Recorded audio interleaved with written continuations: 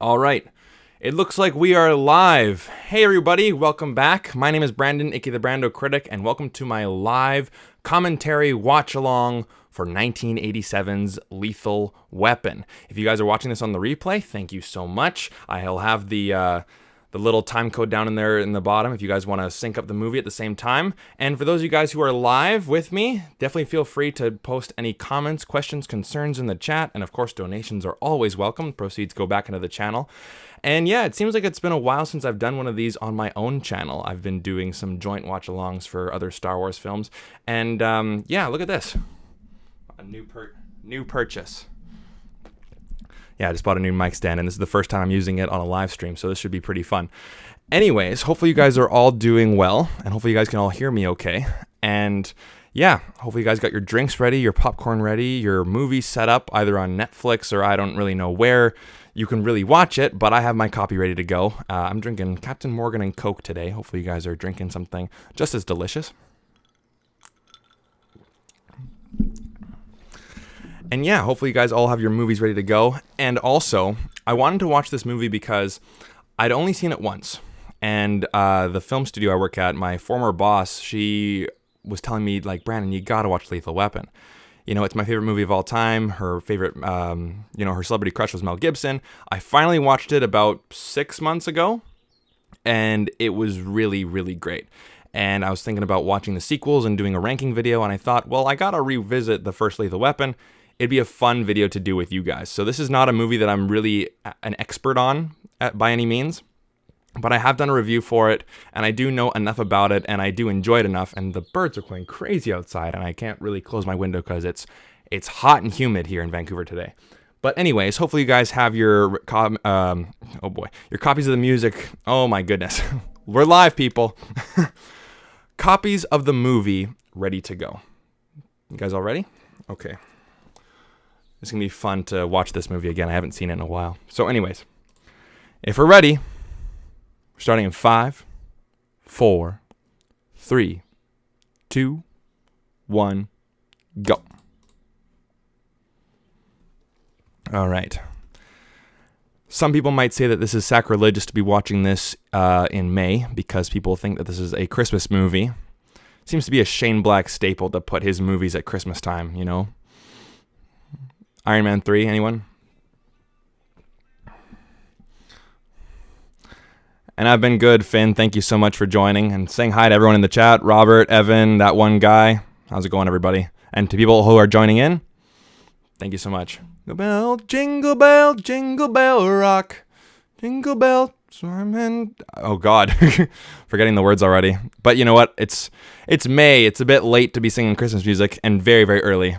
And a Richard Donner film who has directed Goonies and Superman and a film that is very underrated, but it's a cute movie. It's Maverick, starring Mel Gibson and Jodie Foster and the grandfather from 8 Simple Rules. But I'm doing well. And yet another movie taking place in Los Angeles. And it's funny, during this quarantine, I had my Los Angeles trip canceled or postponed, and then my Miami trip canceled. At least I got my money back, so I can go back another day.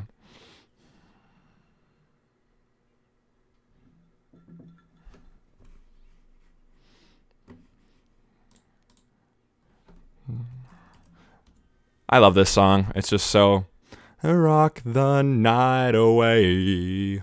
Jingle bell time, it's a swell time. Yeah, Michael Kamen and Eric Clapton. The soundtrack in this movie, or the score, is really great. It's a good match because you have the Eric Clapton guitar for Riggs, and then you got the saxophone, which does sound like softcore porn. It is kind of cheesy looking back now for Murtaugh, but it's a good blend of music. And nudity, everybody. And by the way, I'm watching just the theatrical cut. I know that there's an unrated version or like a director's cut, which I think is only available on the DVD, if I'm not mistaken. That's actually the first version I ever saw, which has some extra scenes of like a shootout at a school. And for those of you guys who have never seen this movie before, they're like, Brandon, are we watching porn here? Like, this is a bit bit dark and weird. We got some woman who's obviously, snorting up. Don't do drugs, kids. Or at least the hard stuff. Wink, wink. So for those of you guys who are in the chat who has never seen this movie before, I will never get that sentence right. I will always stutter on it. Needs improvement for sure. And then we got a call back. Or you know what? This movie came out first, but this always reminds me of Jenny from Forrest Gump. Free bird, yeah, yeah. Now, what I like about this movie are the characters, the character dynamic. And as soon as the movie was over, and then we got written by Shane Black. You guys might know him from The Nice Guys, Iron Man 3, some of his newer projects. But I really liked the character dynamic, and I do want to see the sequels, but for some reason I just got really, really busy with other movies and other films. So, yeah, this is only my second time seeing it. So you guys are in for a treat every time you watch my videos, right? Right? Also, what are you guys drinking? What are you guys eating? Well, Evan, I hope you like it, man. And insert Van Halen's Jump right there. Hopefully you guys are old enough to watch this. I don't know how old you guys are who are watching this at home. And boom. Way to start the movie off with a bang. And also, if you guys could like this video and subscribe, that'd be great. Directed by Richard Donner.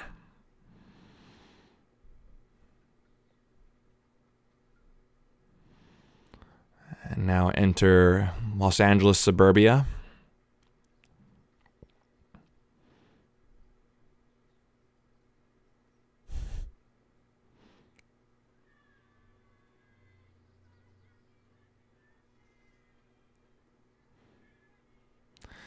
Danny Glover's in shape for an old man, quote unquote old man, like they call him in this movie, but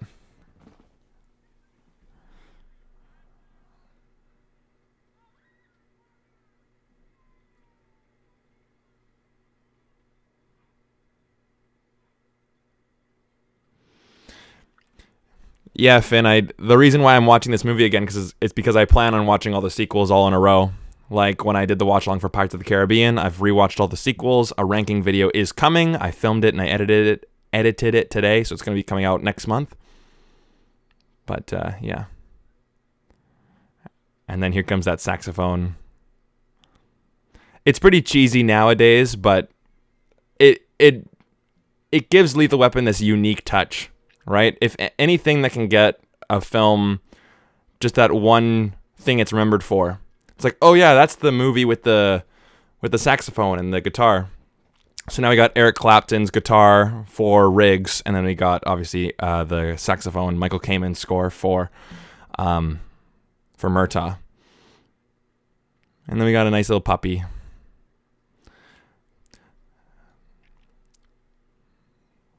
There's part of me that wishes I could live like this, just like without material possessions and just living free. Obviously, Mel Gibson in this movie is depressed. Riggs is depressed because of the death of his wife. And what's funny? In grade 8, I had long hair like that. And that's a great mullet. It's a great ass too, by the way. Spoiler alert. Aw, puppy. Yeah, I don't know if I could live without those material possessions. I love my Blu-rays too much. And now I know why my boss loves this movie. Because you see Mel Gibson just in his full Australian glory.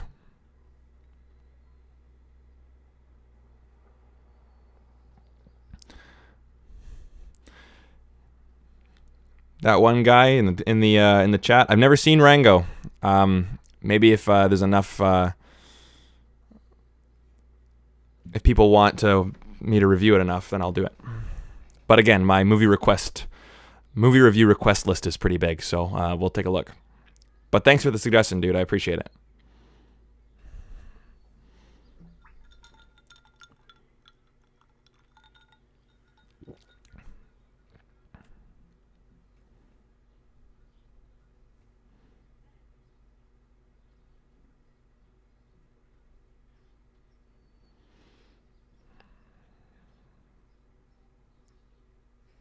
Huh.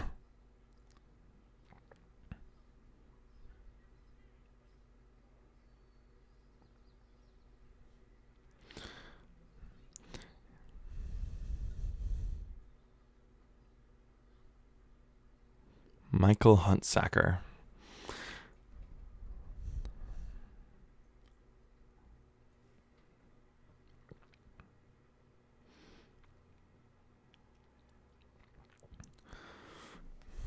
Yeah, I heard that they wanted Bruce Willis for this movie. Could have worked.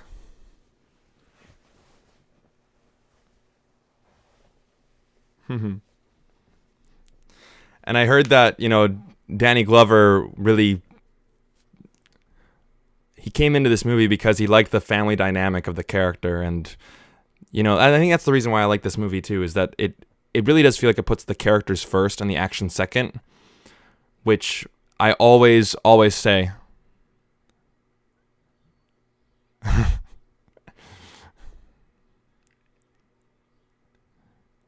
I'm getting too old for this shit. My daughter's dressing like a whore. I'm turning 50. My balls are shrieking up and life is terrible. I'm just kidding, guys.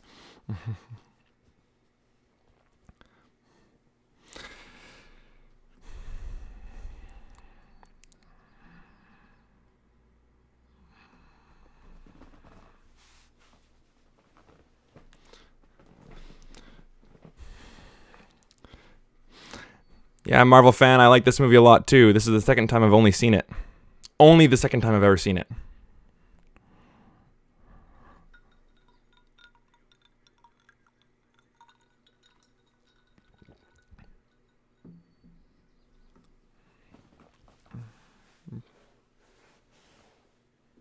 Oh.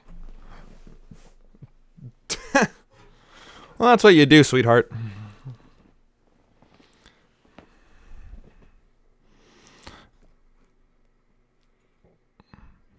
And now he's making the Huntsacker. Boom.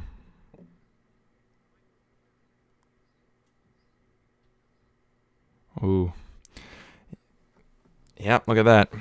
The lady in the beginning is now related somehow to one of our main characters. And man, that saxophone is just so great. I love it. But yeah, Marvel fan. The reason why I'm watching this is because I've never seen the actual sequels, and I've always wanted to. And I was thinking about doing a ranking video, so that's the reason why I thought about doing this for the watch along.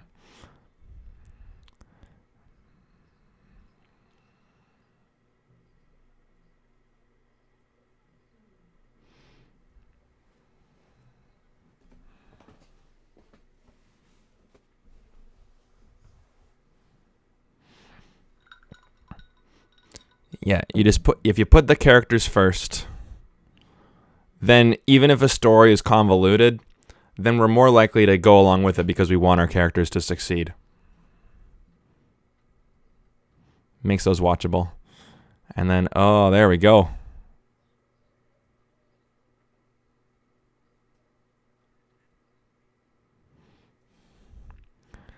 Man, Mel Gibson was so charismatic back in the day. He is still now, but I heard reports that he wanted to be, or the studio wanted him to play Batman in '89.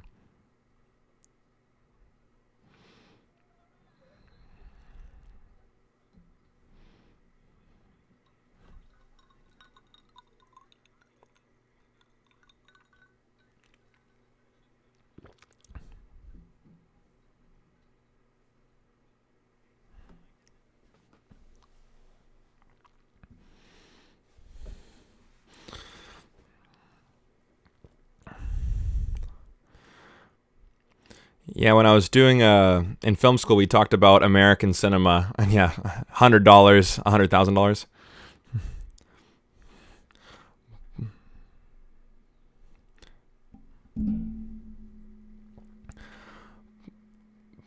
But in film school, we had to do a class about American cinema, and it talked about how, basically the whole general consensus of the feeling of the people at the time would really dictate of what we really saw in our movies at the time. And I'll say our, even though I'm Canadian, North American, right? In the 70s and the 60s, after JFK assassination and after Watergate, and then people are starting to say the moon landing wasn't real and yada, yada, yada, and the whole Vietnam thing.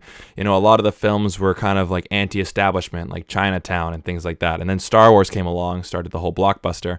Then when Reagan came in as president, the whole war on drugs. And then we have films like Beverly Hills Cop, 48 Hours, Lethal Weapon, Die Hard, Miami Vice. And Authority was like the new big thing that people wanted to be a part of. That's why you have so many cop shows and cop movies in the 80s. It was just what people wanted at the time. And now I think, during this time, people don't really know what to think. Everything's changing, and that's why nostalgia sells, because nostalgia is safe. That's what people know. And of course, now we see Mel Gibson. You don't really know if he's crazy, and he is the lethal weapon of this film.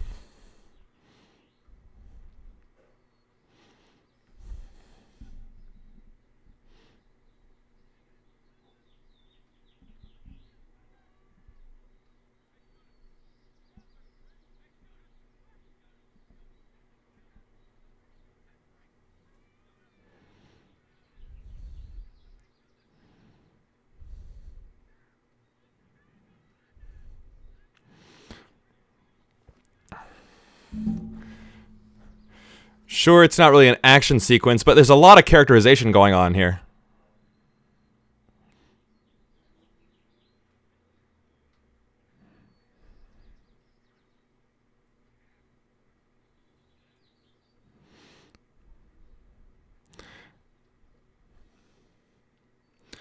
Thanks, that one guy. Yeah, for those of you guys who are live in the chat, today, as I'm recording this, I posted a review for Freaky Friday, the 2003 Disney remake. And I gave it a 5 out of 5, and that was actually pretty controversial. And like I said in the review, I didn't know what the general consensus was. And, sometimes when you talk about a movie online, you kind of know what, if you're going with the grain, against the grain, you know what your people are going to say about it. I really didn't know about Freaky Friday, but you know what? I think honest conflict is more important than dishonest harmony. So I'm not going to lie to you guys. And this is a really good scene, too, because it's so visual. No dialogue is happening. He's not going to the camera and saying, I'm depressed about my wife, and my wife left me, or my wife passed away, and, I'm really, really sad. If you feel the need to tell your audience how your character is feeling, unless it's like a therapy session, but even still, it's not very visual and it's not very exciting. This is so much more powerful. We immediately get his character, his struggles, what he's going through, and it's intense and it's memorable too. Like these are one of the scenes that really stuck with me too.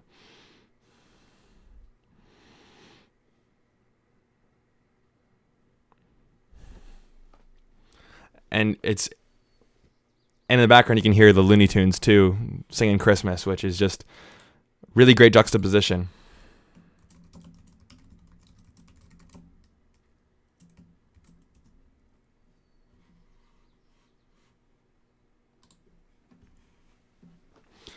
Yeah, Michael Kamen would do a lot of scores for a lot of other 80s action films like Die Hard and License to Kill.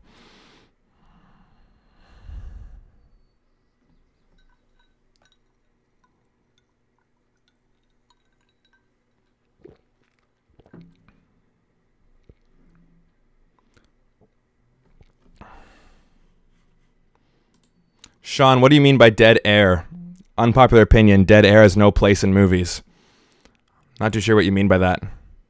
Unless it was a typo and you said dead hair. Now that's intense. And you gotta love Mel Gibson's performance too. And also, tell me if I'm talking too close to the mic.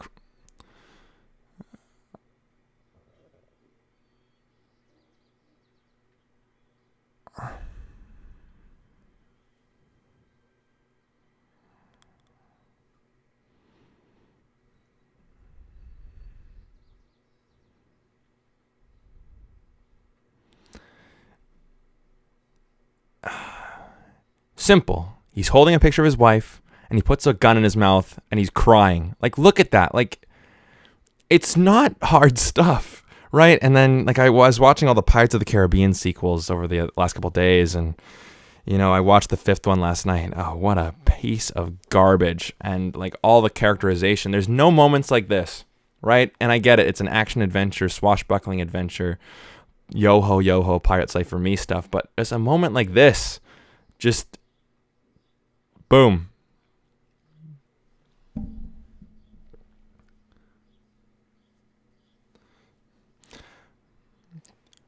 Well, Sean, I'll tell you this. Very unpopular opinion. Just showing visuals without having dialogue for long periods of time. It depends on what the images are, right? If they're profound images, it's. I think they can be extremely powerful. But if there's nothing being shown, then it's a problem.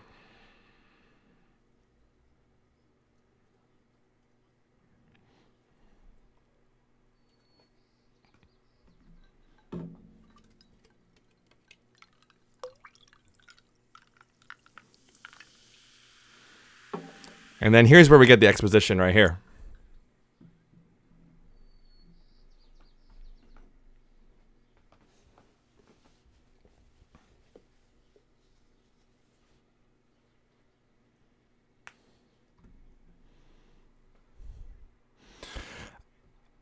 I haven't looked it up, but just off the top of my head, I know I've seen that actress somewhere, and I don't know where.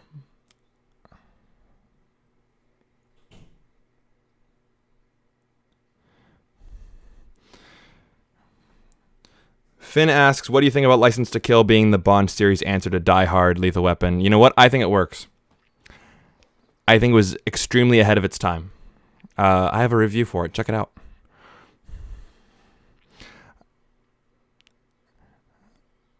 And to answer that one guy in the chat, I am not thinking about seeing Scoob. Doesn't really interest me.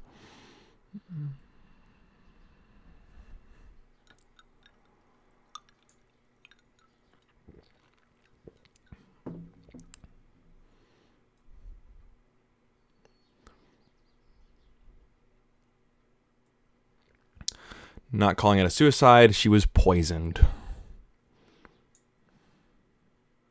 Yeah, thanks, Evan. I appreciate that. Again, with the new mic setup, I'm just trying to make sure that this is the right thing.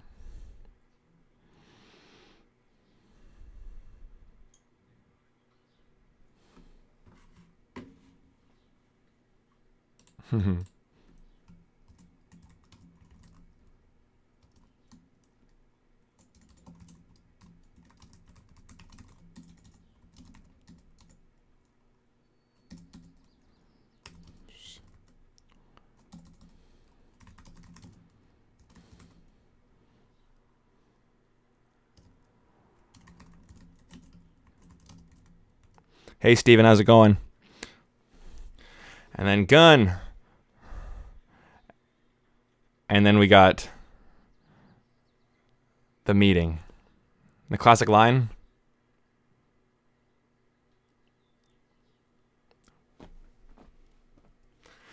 And it's a great merger of the two sounds. And I didn't even notice it the first time. But when I was like thinking about the movie again and I was reading about it and they said, they have the two different sounds for both characters. It's like it's such a subtle thing that you don't notice it, but your brain did. You know what I mean? But Sean, to answer your question, I've never seen Daddy's Home 2.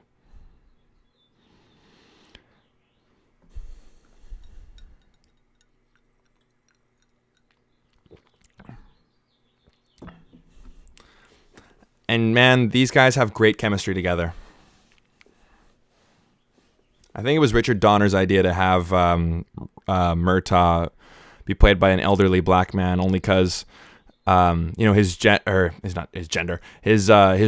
ethnicity was not explicitly stated in the script. And I think it really works. Danny Glover's awesome in this movie.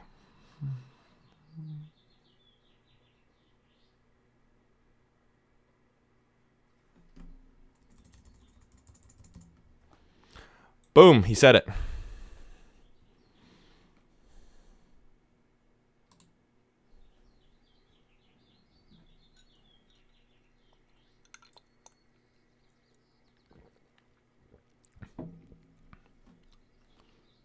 Thanks, Robert.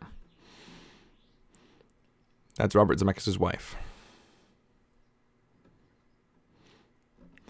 It's a lot of great banter between these two characters, and that's what Shane Black can do really, really well.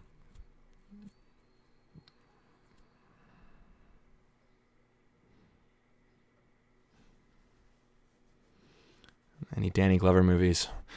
I don't know why I thought of 2012 right away. You know, when I saw that in the theater, I was 14 years old and I thought it was amazing. I loved it. But I was 14 and I haven't seen it since. And now we got Gary Busey.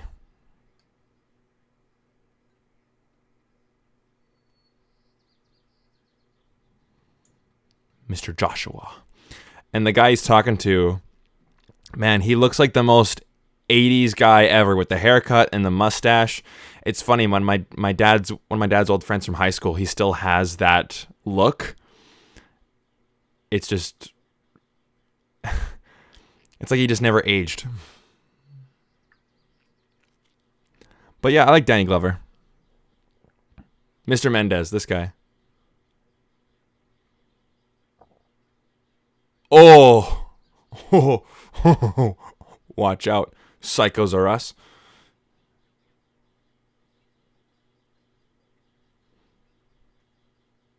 Bozos.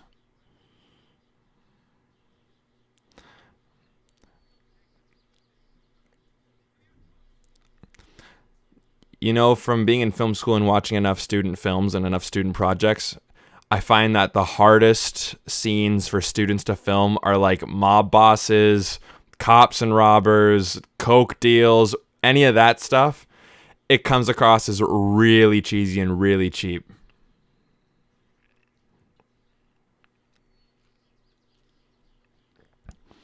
And I think the directors that I worked with in film school, like the people who are actually going to make it, were the ones that were really good at comedy.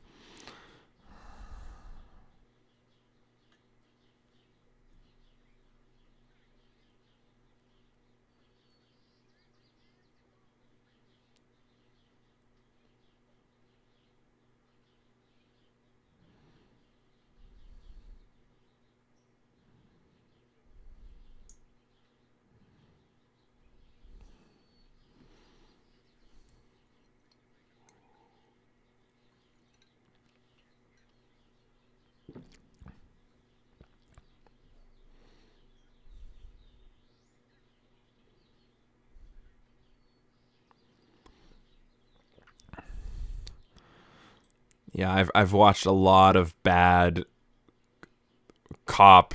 Yo, you got the shipment? You got the payment? Yeah, we're gonna meet at the dock at this time.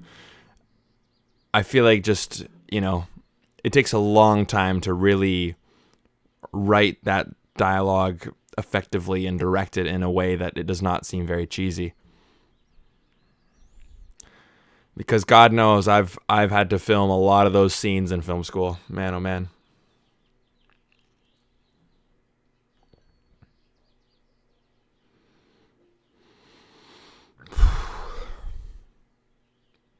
What are y'all drinking?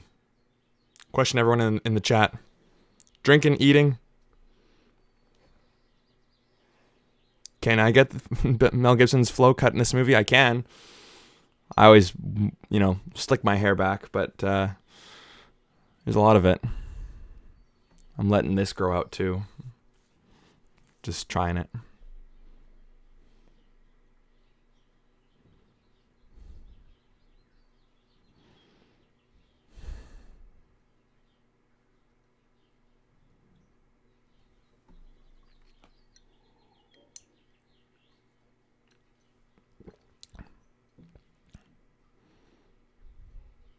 Videotapes.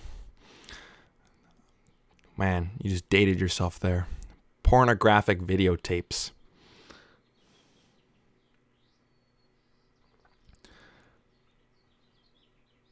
Hey, Evan, you can't tell me chips without telling me what kind of chips, buddy.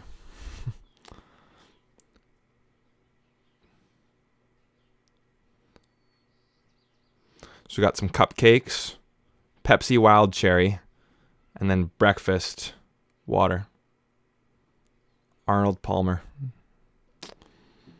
Yeah. Yeah, you owe me. Unpopular opinion, but I'm not a big fan of those kinds of people. People who have like a list of favors. If you need to tell the person, hey, you should owe me for this, then I don't think the other person's a really good friend.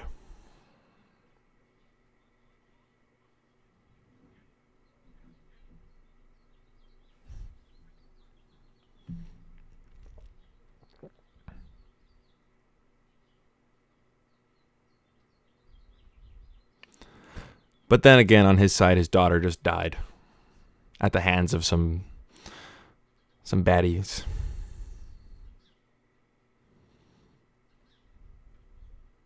Win a Mitsubishi TV, it said in the background there.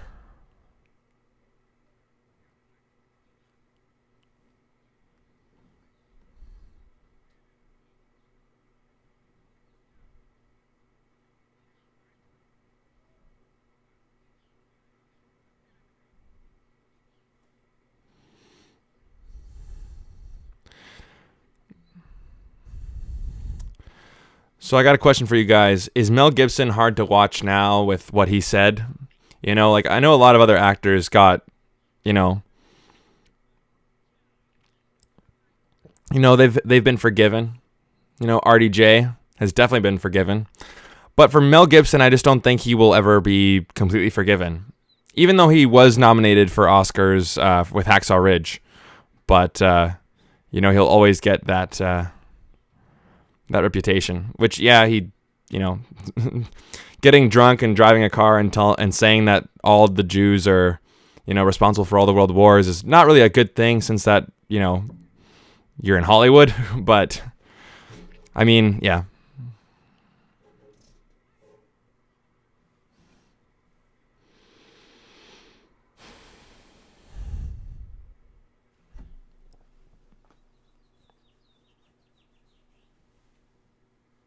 Huh, right. Robert, I missed it. Lost Boys were playing. Gotcha. It's another movie I've never seen. The good old LA skyline. Where are you guys from, by the way?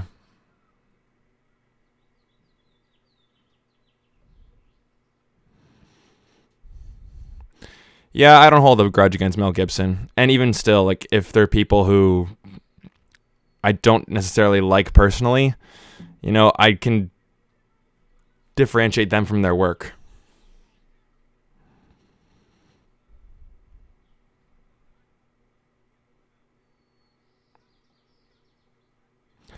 And I feel like I've seen that guy before as well.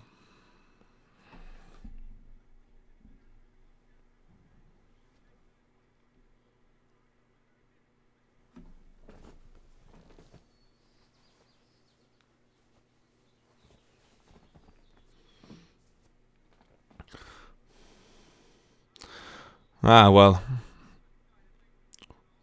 Guten Tag, wie geht's, Evan? And Robert, whereabouts in California? It's a good performance from that guy. He's really freaking out. And he got a little Santa at the bottom of the thing.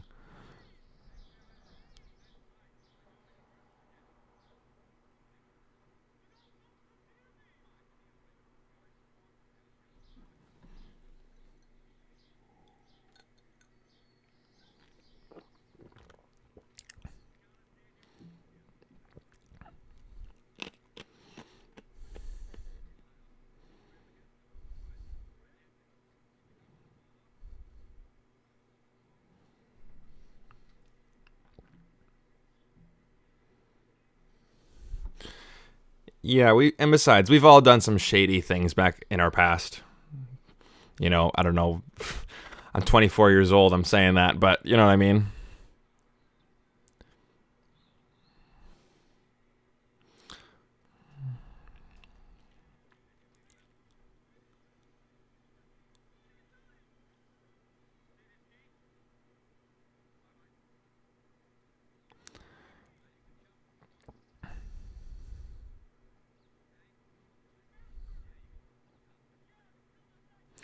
You know what? I think Well, no spoilers. But I'll say it when I see it.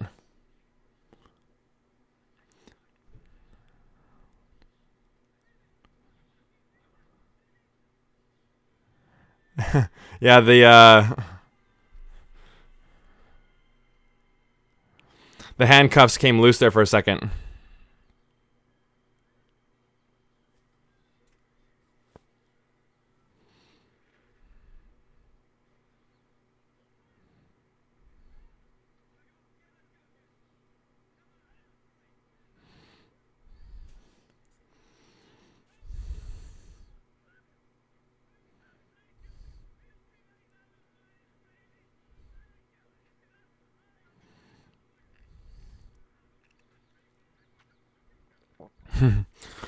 It's another scene where you get to see Mel Gibson's inner madness come out.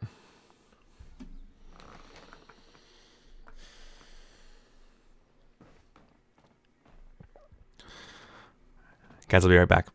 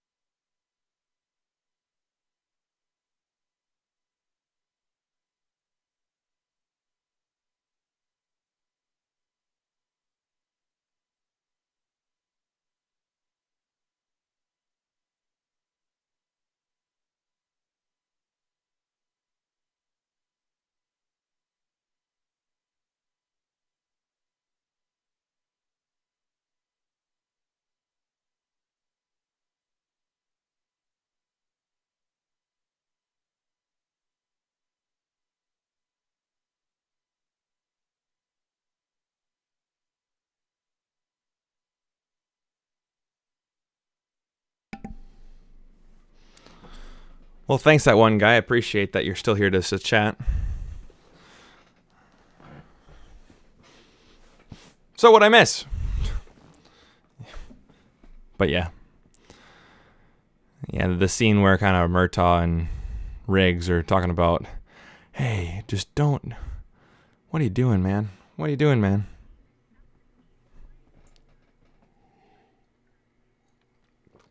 Ha! Nice phone, idiot. Nah, it's funny. Yeah, Robert Zemeckis' wife. But what else has she been in?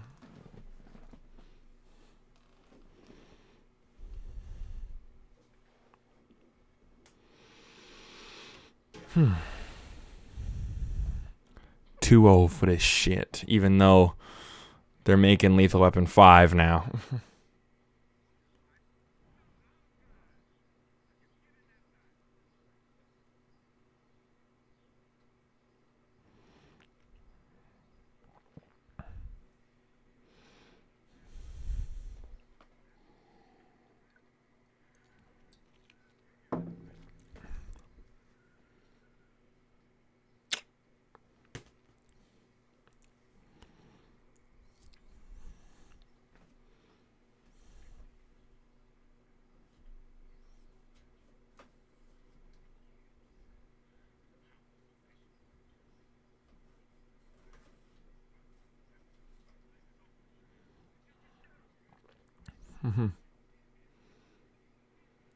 Newscaster and Die Hard.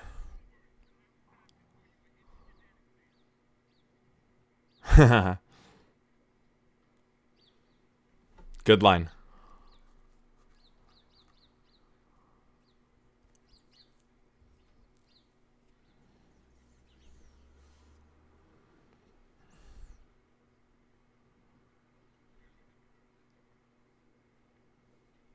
Aw, see, they're becoming friends. Aw, cute. Does he have a little bald spot like right here? And, let me just check the times, see if it's right. 37:57. Yeah, all right, we're good. Yeah. Yeah, Romancing the Stone, I've only seen the first 20 minutes of it. I was watching it with my ex-girlfriend like 4 years ago, and she's like, I'm bored.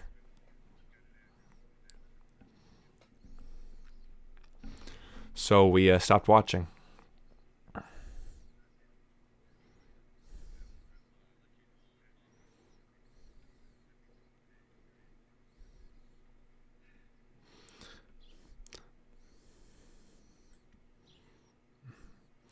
So this house that they're going to is actually Richard Donner's house, the director's own house.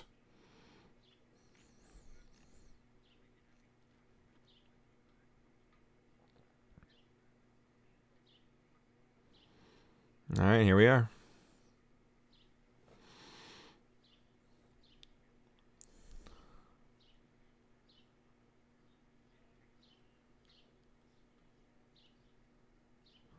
Boom, look at that.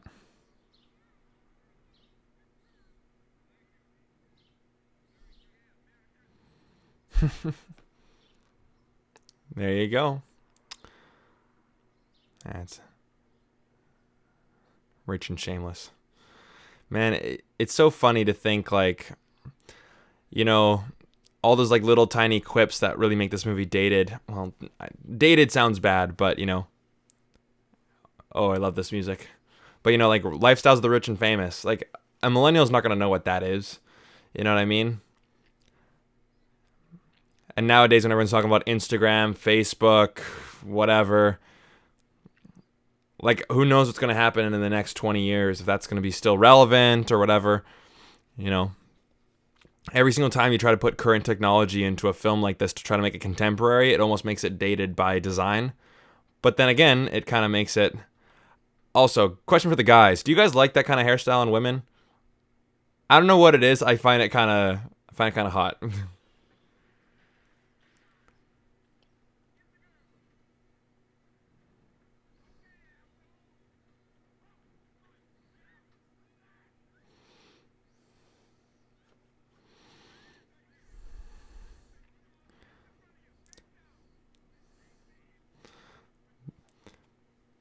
Yeah, I mean, I don't know. I'm a big sucker for 80s. Like those blocks in the background. What are those, like the glass blocks? I have them in my shower at home, but like it just screams 80s Miami Vice. They're so outdated, but I love them. I love them so much.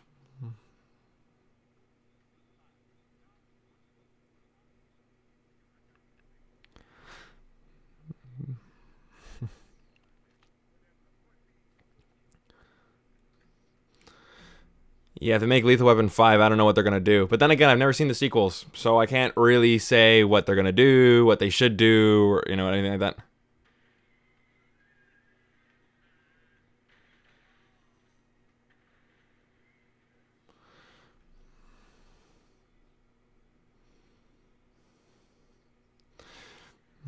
Yeah, I'm not saying that whenever they do that kind of stuff it's a problem when they date the movie, but it's just funny how like when you put something in a movie to make it seem more relevant, it eventually will become more dated in the long run. Man, I have a cover on my pool just like that one. Now it's always kind of a fear of mine if someone falls in and you just get trapped and you can't breathe. You know, it's a nice view. Well, I mean, the LA skyline. I mean, it's iconic, but man, have you seen the skylines of other West Coast cities? I think they're a little nicer. Seattle, Vancouver, even San Francisco.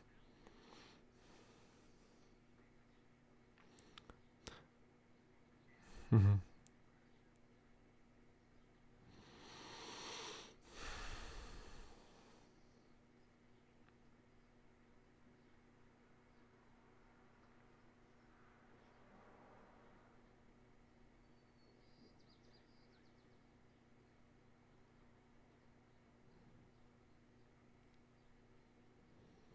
Hey, bonding.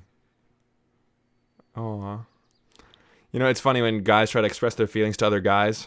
They always kind of have like this inept fear of, like, case of the not gays, there's nothing wrong with that. But, it's like when two straight guys try to tell each other that they care about each other, like, yeah, man, like, you're like cool. Like, what I'm saying? Or they'll say it over text. Like, you're a bro, buddy, or whatever. I find with straight dudes telling each other that they care about each other, it's like so hard for them to do. So they don't want to like cross any lines. Maybe it's just people I know. I don't know. But hey, Alvaro, welcome.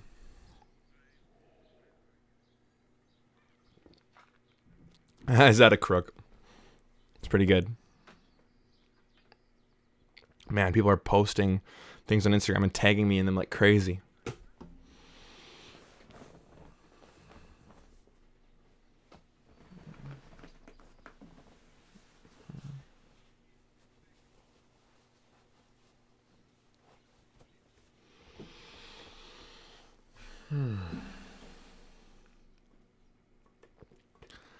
I've never seen Hamilton, any movies, shows, anything.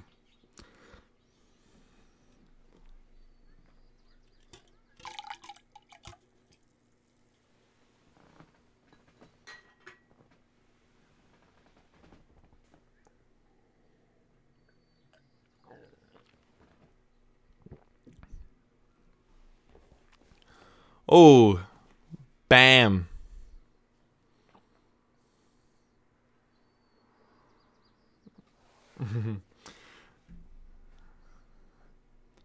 Ooh, Canadian Miss. And the daughter's like, ooh, damn, who's that hot piece of meat with the mullet? Ooh, damn. I don't know, guys. It's just having fun. What is up with the timer on your screen? Because we're watching a movie, Steven. We're watching Lethal Weapon, and we are currently 45 minutes and 7 seconds into the film. That is why there's the timer there. And oh, yeah.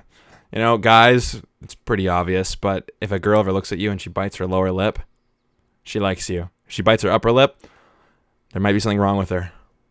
What the fuck am I talking about? Yeah, Steven, this is a watch-along for Lethal Weapon.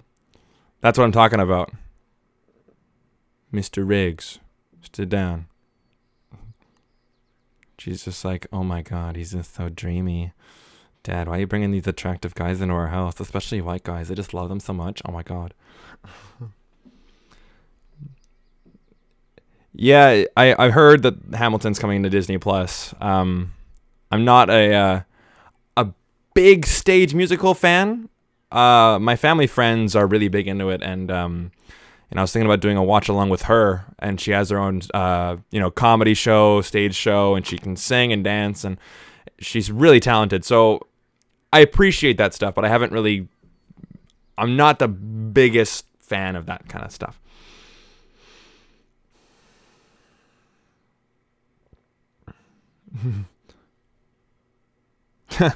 Yeah, Sean, roasted. Yeah.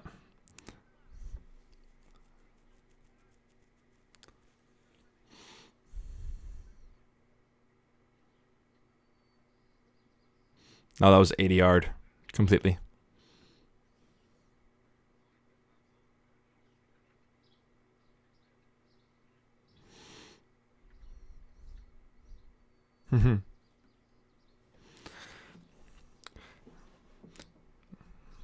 Yeah, my one of my friends has a boat, and sometimes what we do is we'll just sit in his boat in his driveway and just drink beers and just hang out, smoke a little bit. Don't condone smoking, not cigarettes. I've never smoked a cigarette in my life, but and I used to have a motorhome back in the day, and what me and my friends would do is we would just like camp out in that in our driveway, and we had a little TV and we'd play N64 all night. It'd be pretty fun. How's it going, Elliot? Fans of Always Sunny. Never seen that show.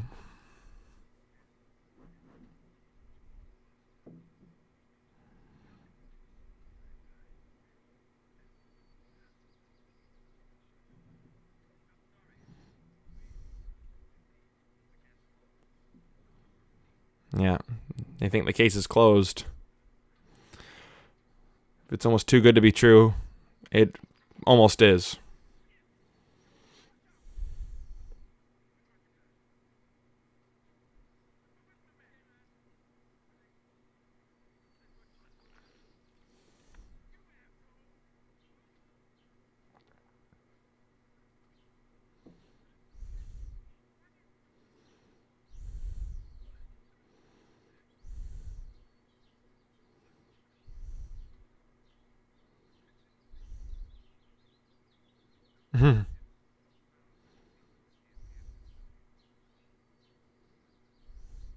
Oh. First of all, how dumb can you be to smoke pot in the house with your parents?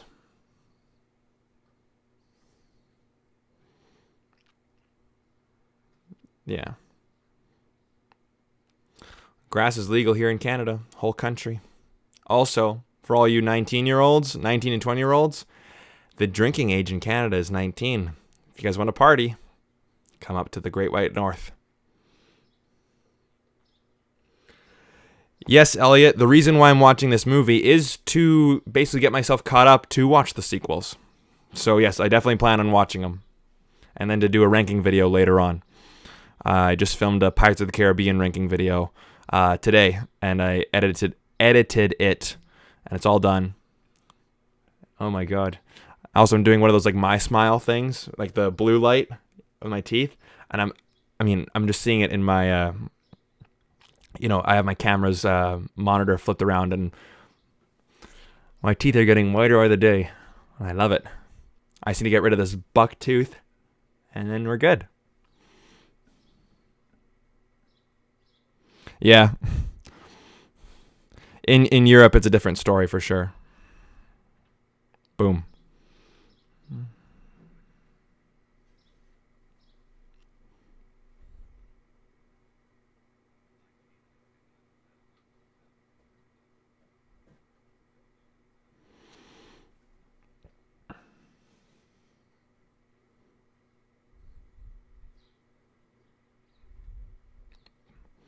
Yeah. He's a good shot.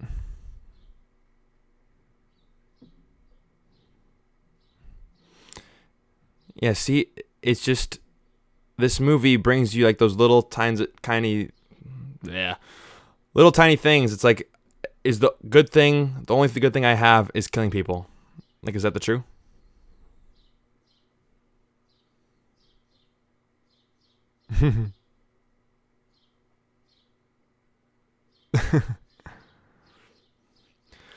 But yeah, in terms of the drinking age, yeah, it's definitely different in Europe. But yeah, most of my audience, I was looking at my statistics. It's like a overwhelming majority of them are American. So maybe I should stop making fun of you guys. But I love you guys. You know that. But if you guys are, in Seattle or Boston or any of the northern states, Detroit, Michigan, and you're 19, you're looking for a place to party, come up north. Or if you guys are from Seattle or Portland, come up to Vancouver. I'll show you the best spots.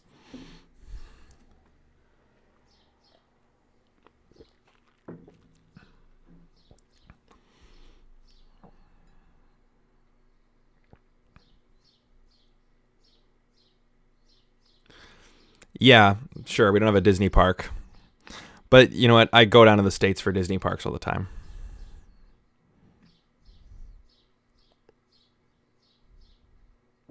Yeah. Sean, where are you from, buddy? I feel like I touched a nerve. I hit one of your inner thorns. Oh, crap. The guy can't say anything bad about America. We have a Disney park. Just making fun of you a little bit.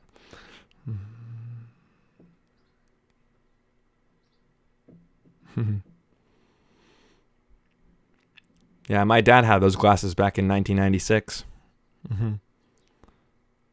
Yeah, it's kind of weird seeing your old buddy's daughter in a porno. That's one of my worst fears, is growing older and having a daughter and then she gets into a life of pornography. But then again, just be a good father. From Chicago. Oh, you're dead to me, man. You're dead to me. Man, those Chicago Blackhawks gave me years and years of hurt and despair but, 2011 got my revenge. But yes, I regularly go down to LA for Disney, and been to Orlando twice for Disney as well.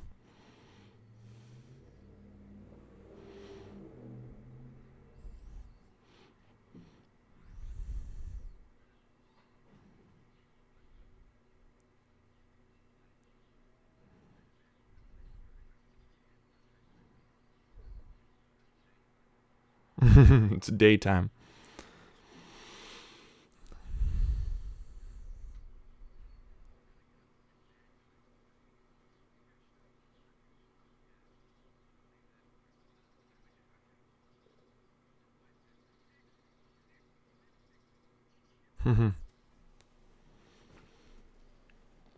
Man, is that not like the worst feeling in the world when you just wake up with someone just going, hey, hey, hey, hey, hey, hey?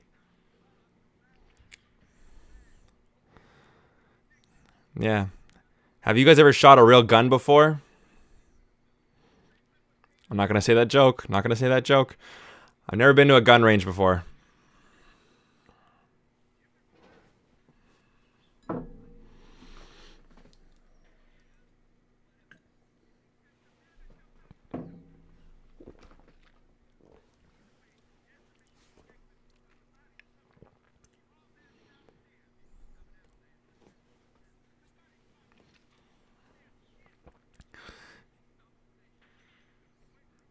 But man, Mel Gibson is such a good-looking, charismatic dude.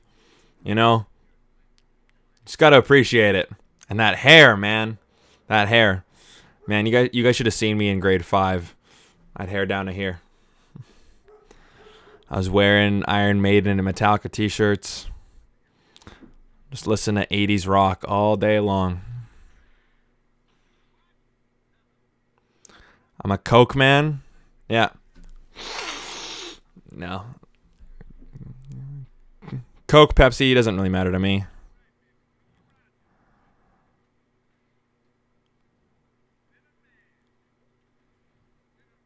Oh, love that. Yeah, this is Captain Morgan and Coke, if you guys are wondering.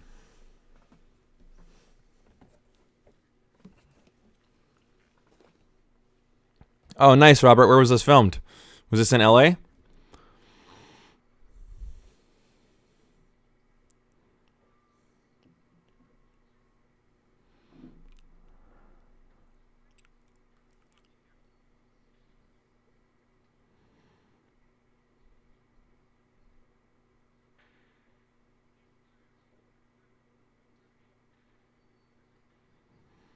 There you go. Boom. Nice.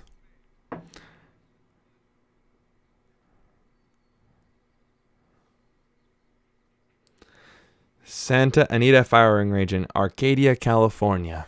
Oh, very nice.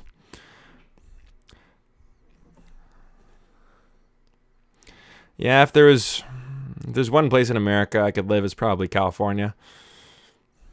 I from someone who grew up by an ocean, and me being a Cancer, water sign, if you guys believe in that kind of shit, I would definitely need to live somewhere by an ocean. 100%.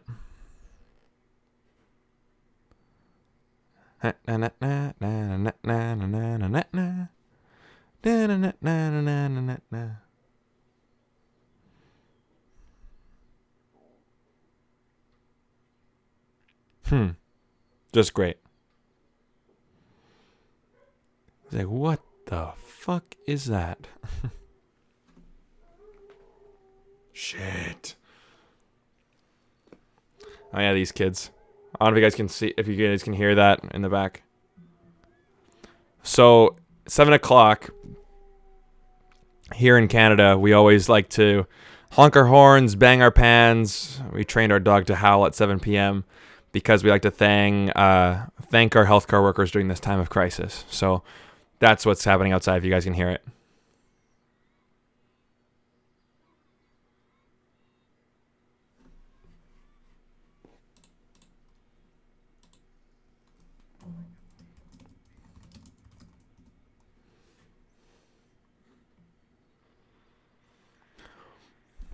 Boom.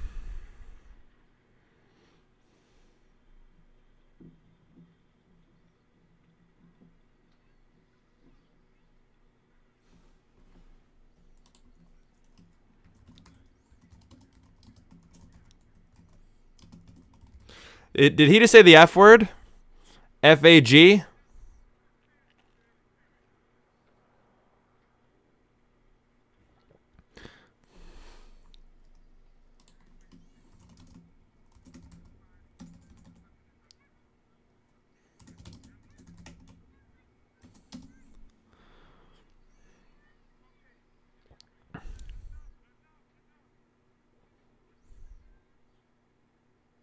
What in the world?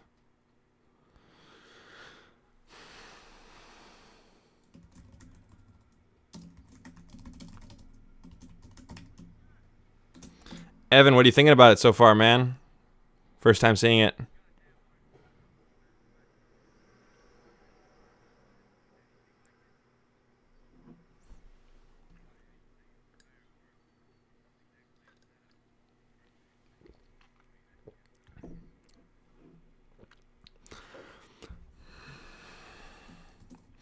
That one guy, I live in Vancouver, British Columbia, Canada. West Coast is the best coast. Wink.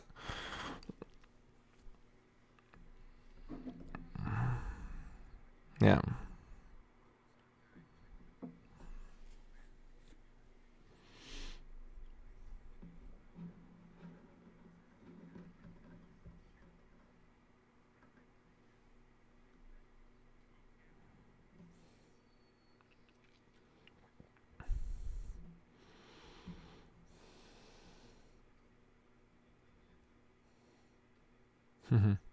That's all good.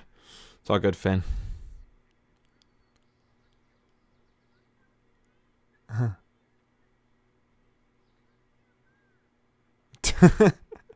What kids talk like this?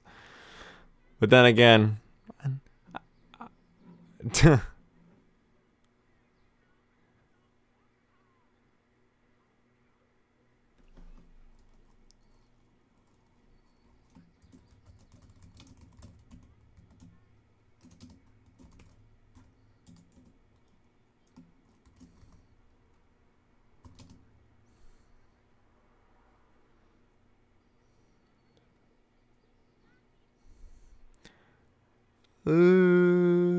I'm just gonna,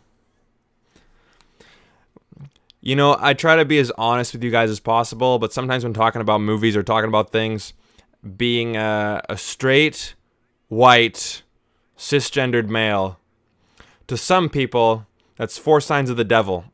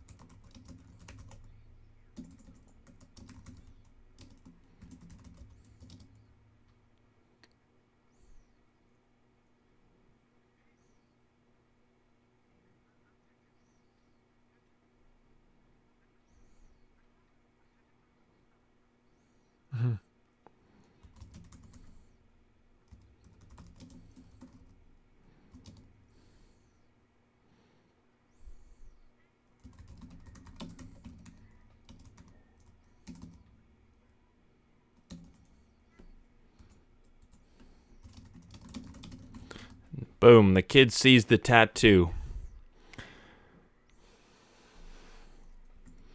But you know what? It was established that he was in the war, so that's fine.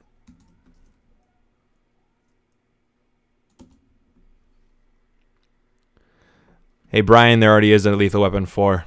You're talking about Lethal Weapon 5 here.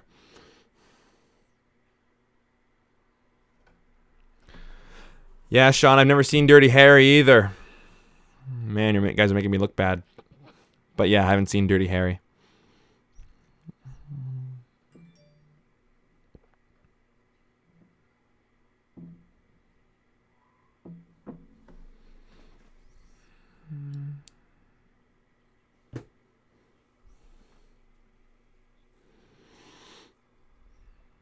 Okay.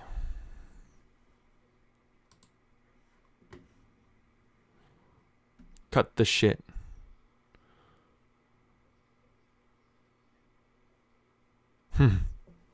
Fuck easy.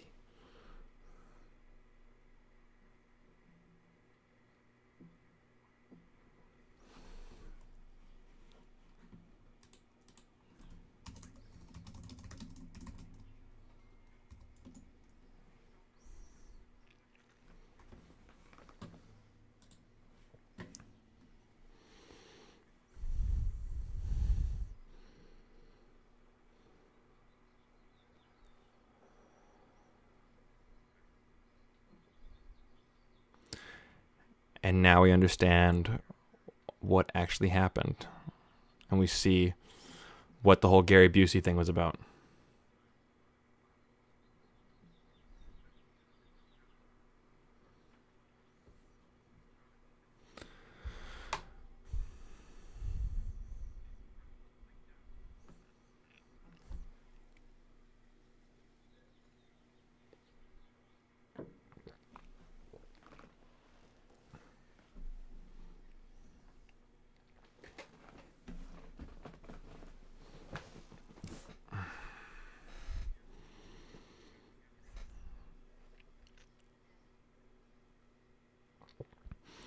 Be right back, guys.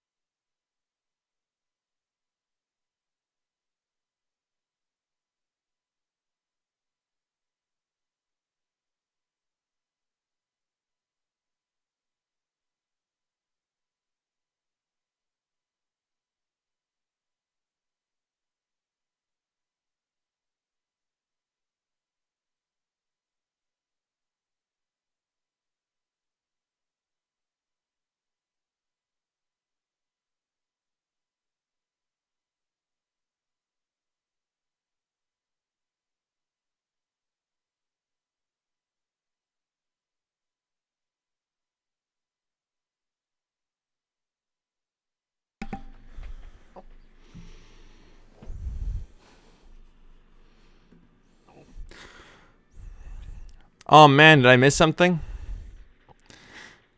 Hey, you know what, Mel? If it worked in Spectre, it could work here. You know what I mean? Thanks, Stephen. Appreciate it.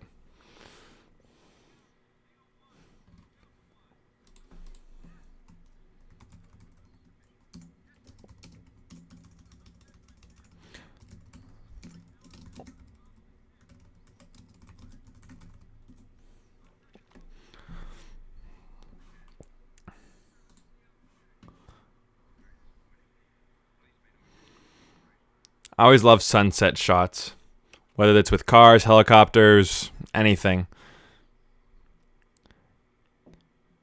Because it's like, You know, you got to get the shot ready. You got to wait for sunset, and you only have a limited window to get those shots right. You know what I mean? No problem, Sean. So we are at 1 hour and 8 minutes. Hunt Sacker just got killed by Gary Busey, and Mel Gibson's Martin Riggs is talking with a hooker with a yellow umbrella, looking for the bad guys. Joshua. And Joshua just shot Riggs into the store.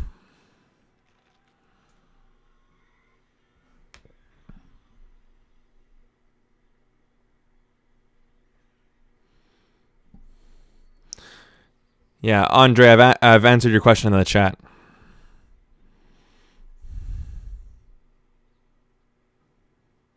Could you imagine if he just died right there?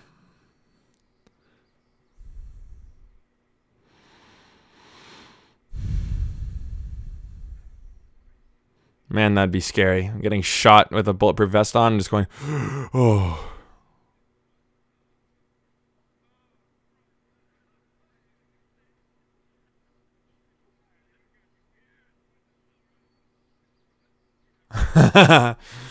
Two inches lower, I would have been a falsetto. Man, that's one thing that these live streams are helping me do, or forcing me to do, is articulate more. It's one thing I'm realizing I'm doing like all the time. It's just slurring my words.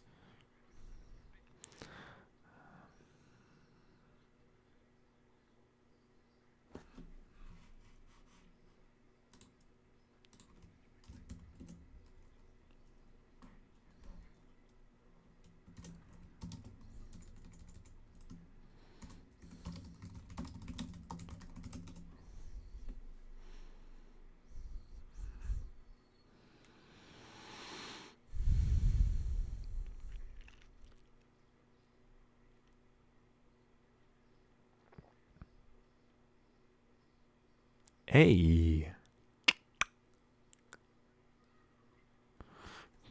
Brilliant. Yeah. Yeah, his voice is very smooth and soft and calming. Yeah. Like Popeye.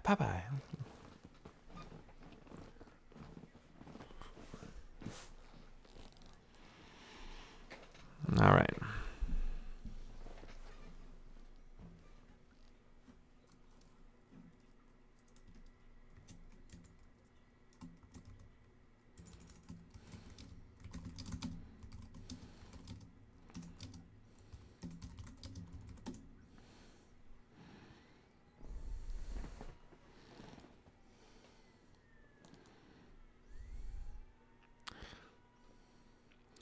What's going on, Movie Man Cave? Glad you can join. A little late to the party in terms of watching the movie, but you can hang if you want. Have you guys ever fishtailed like that when driving a car? For the people who have actually driven a car before. Because I know some of you guys are pretty young in here. Some of your regulars. Man, I'm loving this stand. You can just go.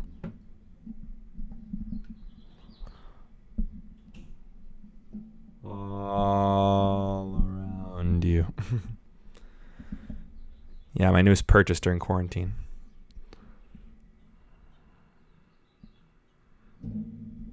There we go.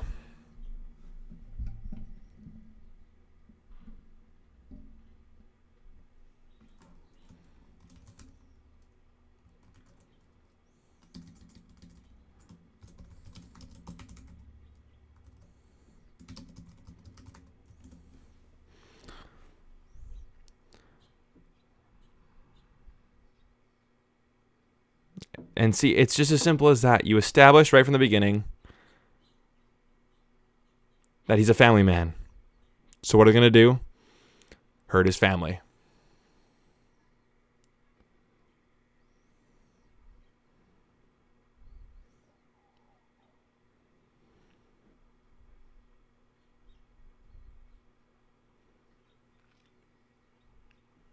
Oh, jeez. That ring is going on the left side of my ear, not my right. I'm just like, huh? What? My phone's right here too, so she can wait.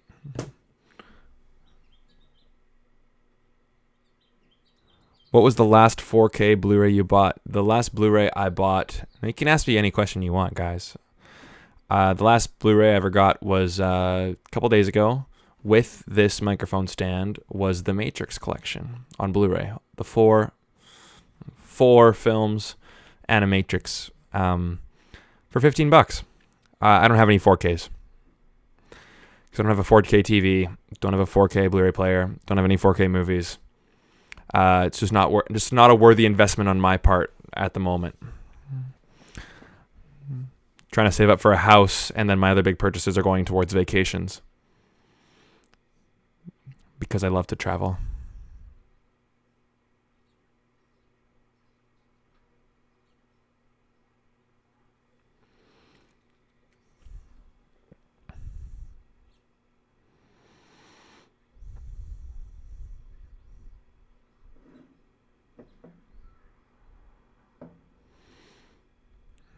Those fucking bastards.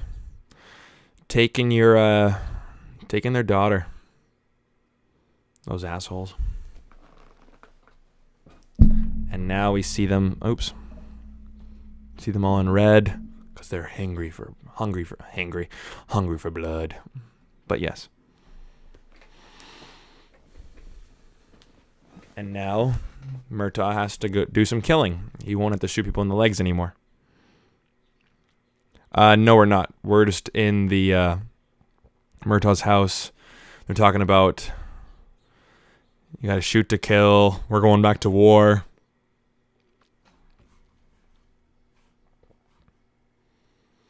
So we got about 34 minutes left, guys.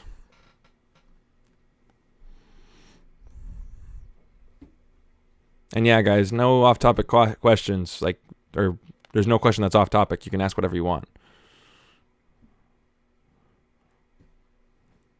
And then look at that.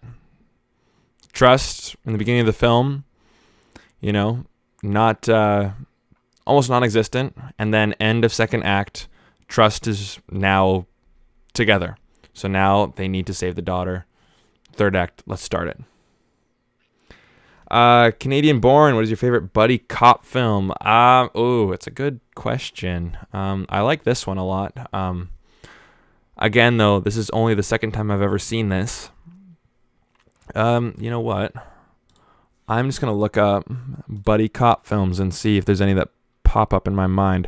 I know Beverly Hills Cop isn't really a buddy cop film because it's not two people. And of course, we got Michael Kamen's great score here with Mel Gibson in the desert, in the California desert.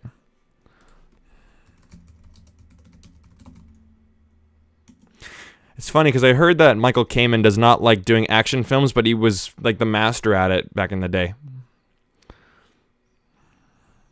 I don't mind the first Bad Boys. It has like that 90s charm to it. The Other Guys was pretty funny. Nice Guys was pretty great. Hot Fuzz. Hot Fuzz. Hot Fuzz is my number one. Done. Hot Fuzz is one of my favorite movies of all time. Just you'd think of like Buddy Cop, and I just think of like, movies like this. End of Watch is really great. It's a really great one. Let's Be Cops is hilarious. It's really fucking stupid, but it's hilarious. 21 Jump Street was fun too. Men in Black, does that count? A buddy cop film? Sounds pretty fun. Not in the standard definition. I love the cinematography too, just like that negative space. I love it. But Training Day. Training Day is good. Or Training Day is one of my all-time favorites too. Point Break is great. I've yet to see Kiss Kiss Bang Bang. And I want to watch Bon Cop, Bad Cop, which is like a French-Canadian comedy.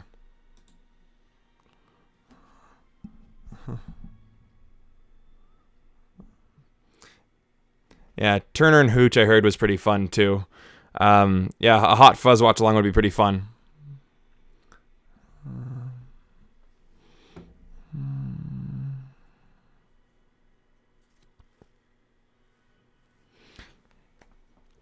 Yeah, I've done all the research, and 4Ks just don't seem like a worthy investment at this point, because like you need like an 85-inch TV to really notice a difference. Like I'm totally okay with watching it on Blu-ray for now, Blu-ray and streaming. And also, like I was in film school from 2013 to 2017, and they were testing out like 16K cameras, like at the film school, right? So there is the technology for all this, like higher quality cameras and all these things. But of course, that's not how capitalism works, right? So you got to get everyone in a 4K. Then once everyone has a 4K TV, everyone has a 4K Blu-ray player, everything like that. Then they'll release 8K, get everybody on that. And then they'll release 16K, get everyone out that. You got to milk it as much as possible. So it just doesn't make sense to me to buy all these 4K things when there's already the technology being made for 16K. And that was back in 2013. So God knows what they have already now. So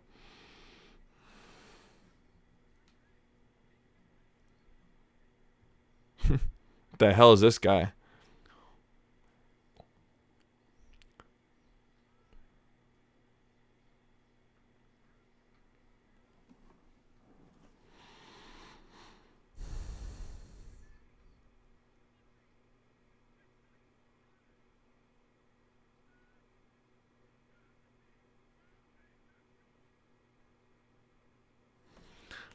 Yeah, it's pretty intense.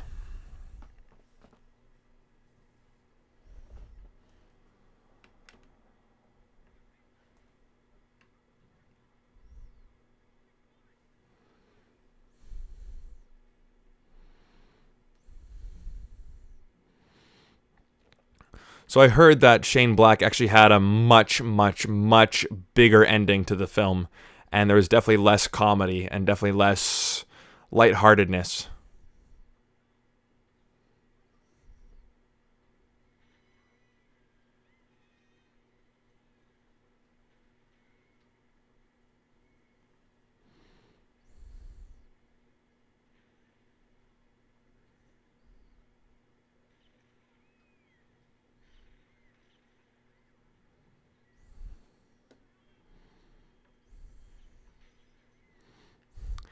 Man, Gary Busey's awesome.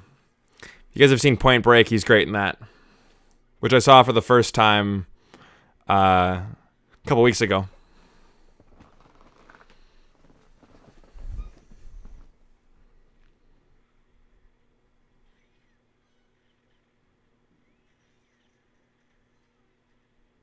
Oh man, be freaky.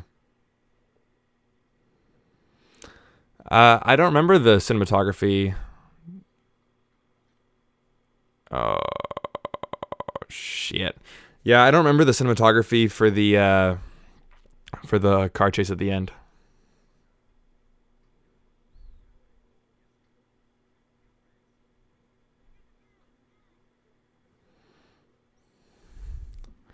But apparently, like the Hollywood sign would be up in flames, and there'd be like tanker trucks full of cocaine on fire, and there's like this huge explosion and things like that. And they toned it down, brought up the comedy. So,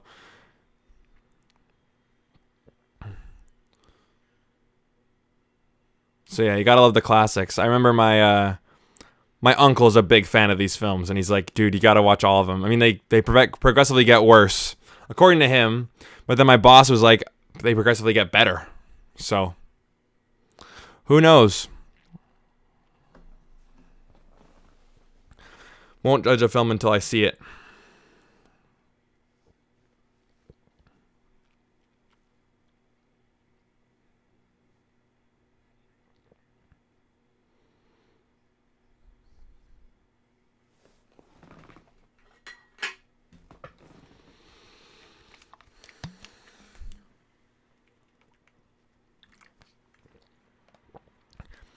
And just knowing that this stuff is real makes it just so much more exciting than just constant just CGI nonsense and crap.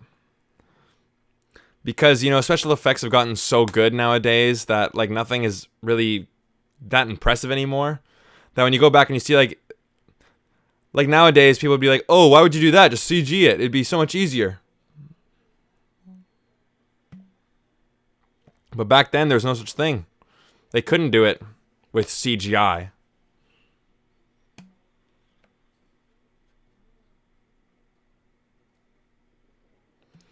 Oh, Finn, I don't know if you want to watch the whole movie again or do you want to watch it with us?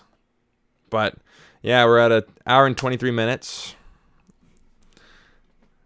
37 seconds with about 25 minutes left to go.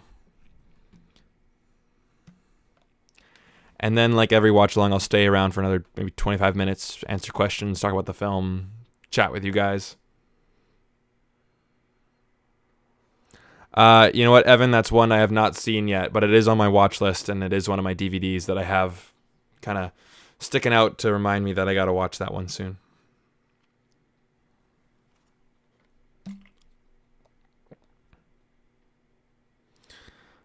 There's about a couple more movies I need to review first before I go watching movies that I've never seen before.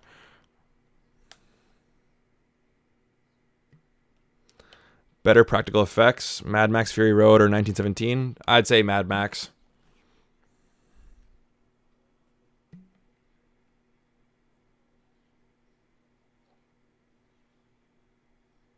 Yeah, The Shipment.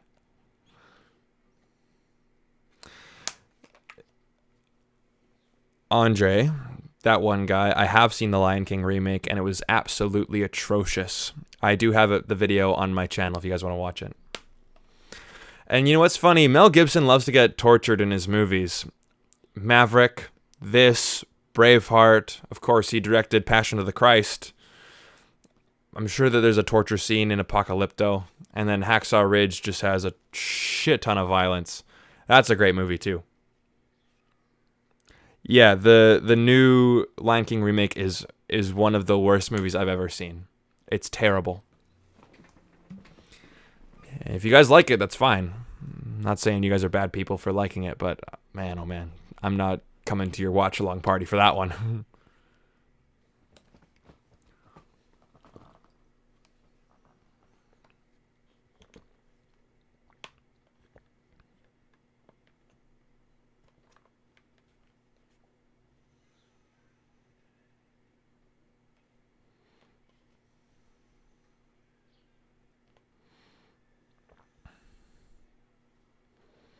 Yeah, it's the sound design that really gets you. And I feel like I've seen that guy before, the guy who's torturing him, the Asian guy. I've seen him in other things. Indiana Jones, maybe? No. I've seen him before, whatever it is. For some reason. It's a story element in Hobbs and Shaw. Ugh.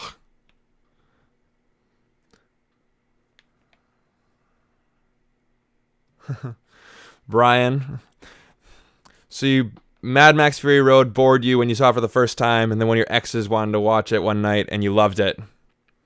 Did you get lucky afterwards? Is that why you loved it? Wink, wink. Yeah, I mean, I don't love that movie, but I respect it. Like, it is a masterwork of filmmaking. But it is a movie I want to watch again. Maybe if I... with an altered state of consciousness, you know what I mean. He was in Die Hard. Yes! Yeah, Robert, you're right. That's where I've seen him before.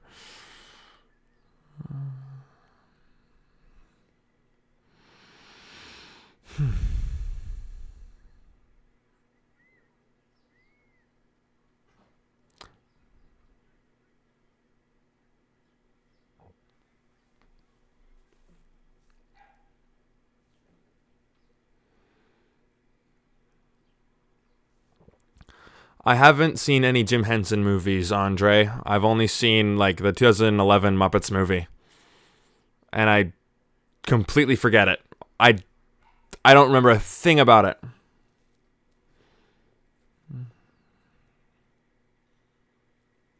The Last Boy Scout. Interesting. I've never seen that. Yes, Genghis Khan and... that's where I recognize him from. Genghis Khan and Bill and Ted's Excellent Adventure. That movie is amazing. That movie is so much fun.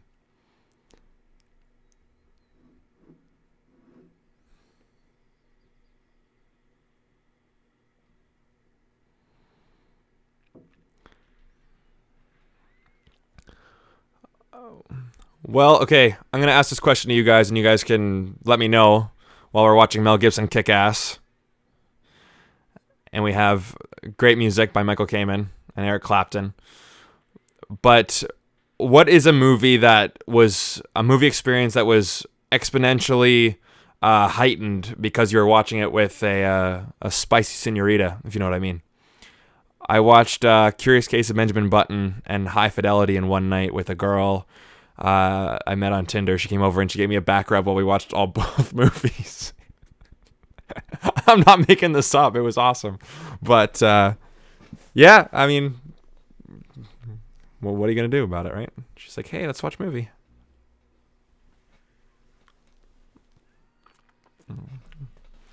So, yeah.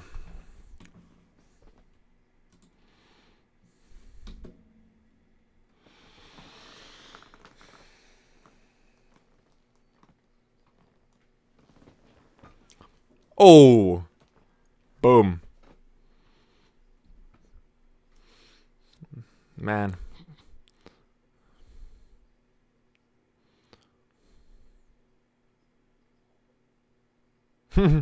Casually walk out. Nothing to see here, boys and girls.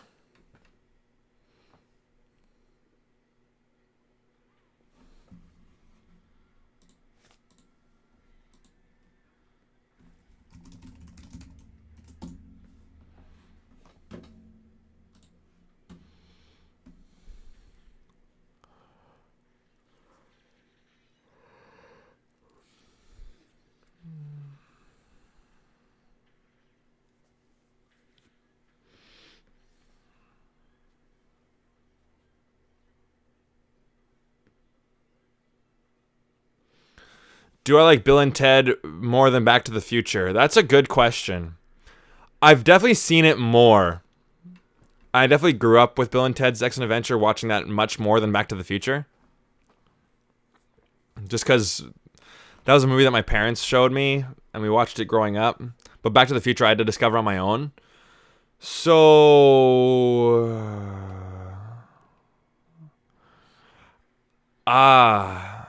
I think objectively Back to the Future is a better movie, but I enjoy watching Bill and Ted more. But then again, if I watch them back to back, I'm probably gonna have a different opinion. So nostalgia plays a really big factor in that. I haven't seen them since making this channel.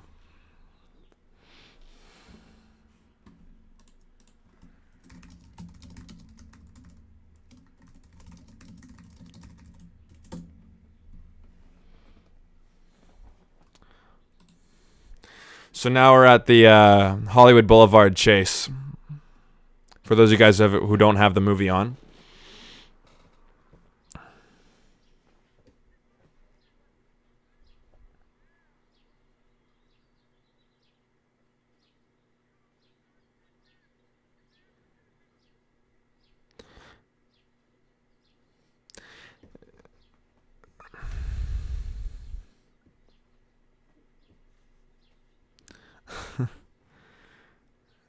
Boom. Yep.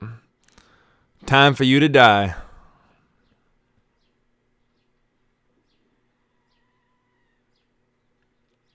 Thanks, Canadian born. Whereabouts in Canada are you from? You know, us Canadians got to stick together. I'm from Vancouver, West Coast. Well, a suburb of Vancouver, but I won't tell you that part. But, yeah. But yeah, you know what? I have Lethal Weapon 1, 2, and 3 on DVD, and I've only seen Lethal Weapon once. The first one. So this is the second time I've seen it. Ontario, eh? Like Ottawa, Toronto, Windsor, London. Is it Kitchener? Yeah, Letterkenny. Is Letterkenny in Ontario?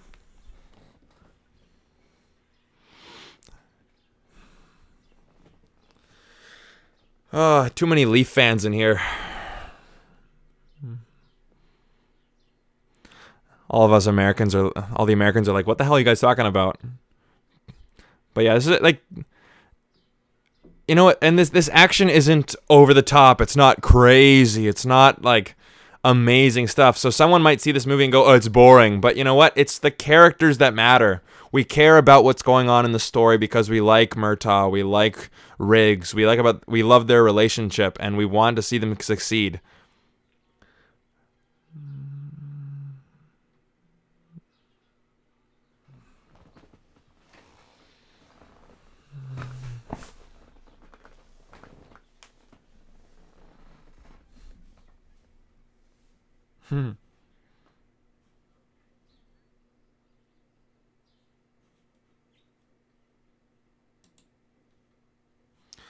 All right, so we got 15 minutes left, guys, and then I'll stick around for about 25 minutes afterwards, answer questions. And again, the questions can be whatever you want. They don't have to be related to movies or TV shows or about Lethal Weapon. It could be whatever you want. But I will talk about Lethal Weapon.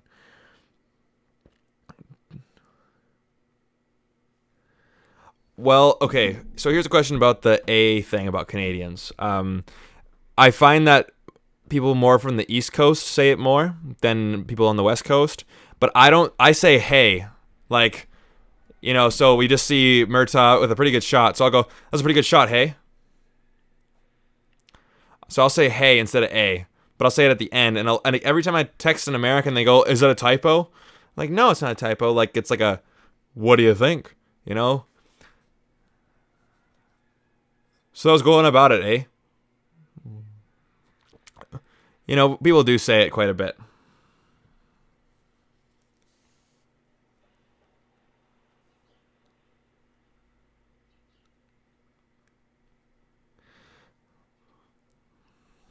Well, not all the time. Again, it's all stylistic choices.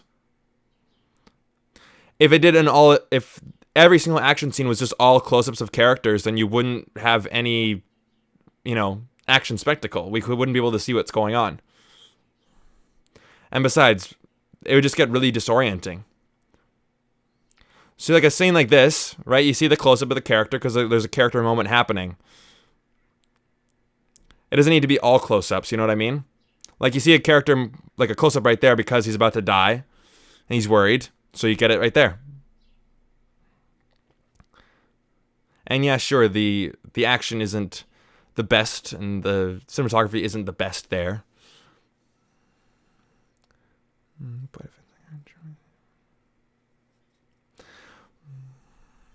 But I think the most important moments we do see.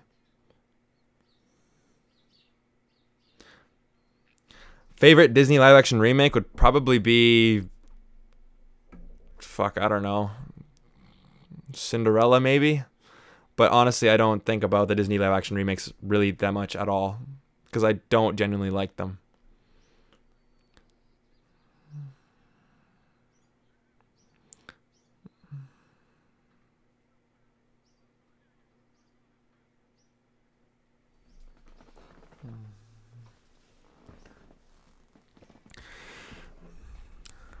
I'm just saying that, since we care about the characters, then we're invested. It's a lot easier to get invested if we like the characters. If you hate the characters and you don't care what's happening, then there's really no reason to, like Pirates of the Caribbean at World's End, a great battle sequence when you're looking at it objectively right at the end because of all the special effects and everything that's happening, but there's so much going on in that movie that we don't really care.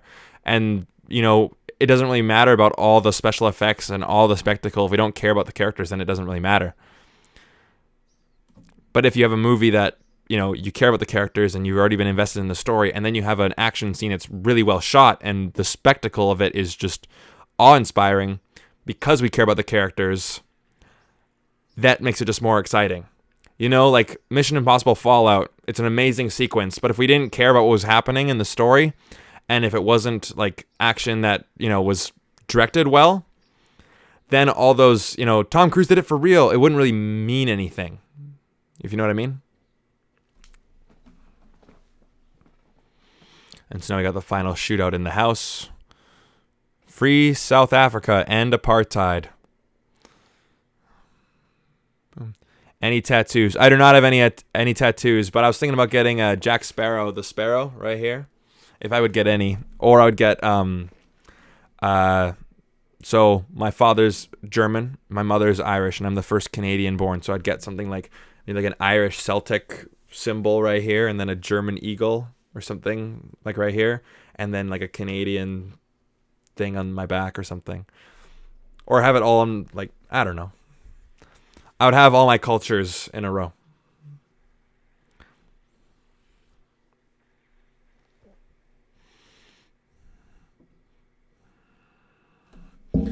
Also, is the camera tilted? I'm just realizing that now.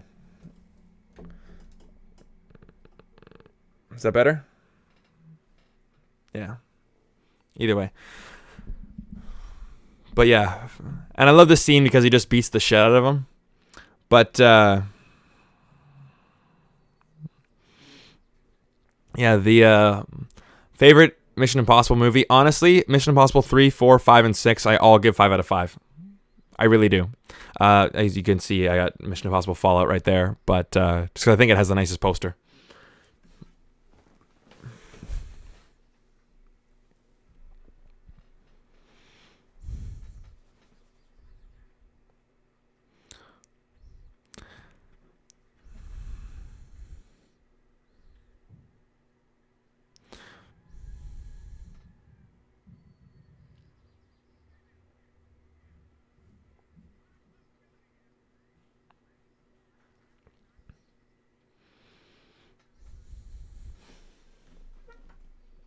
No.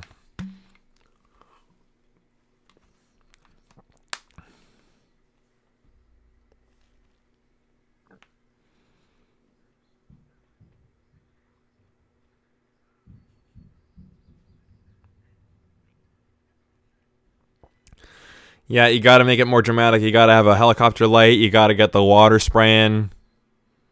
It's just simple filmmaking tactics. It's like if you're in a bar, and we learned this day one of directing, crowded bar, crowded place, crowded street or whatever, and you need your main character to see a pretty girl, put her in a red dress. You guys ever see The Matrix? Worked there. You put her in a red dress. It's simple, might be pretty cheap, but it's effective.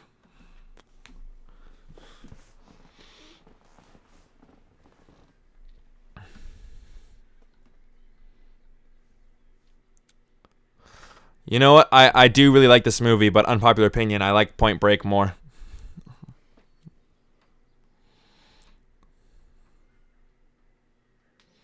But either way, I like it. I like it a lot.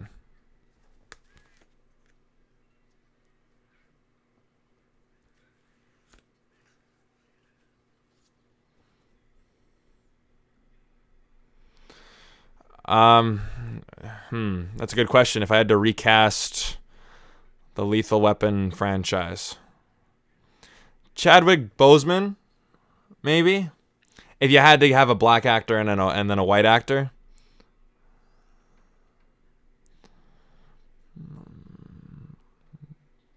Chadwick Boseman, maybe. Anthony Mackie would be pretty good. I'm thinking about MCU actors, yeah, but Armie Hammer is probably too clean.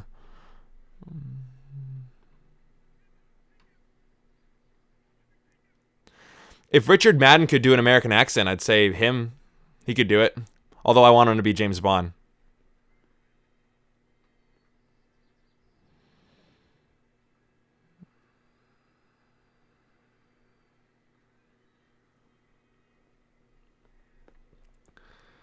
And director, I don't know.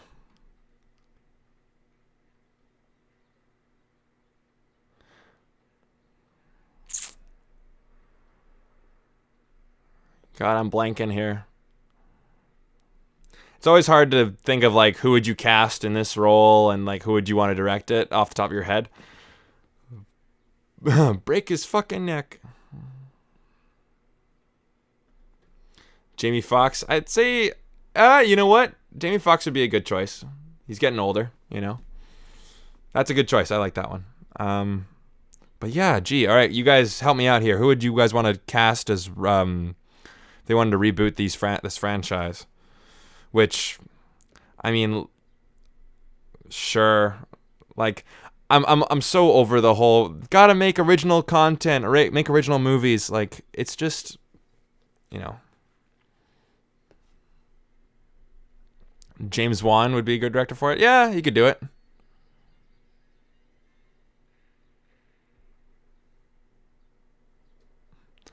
Classic slow-mo.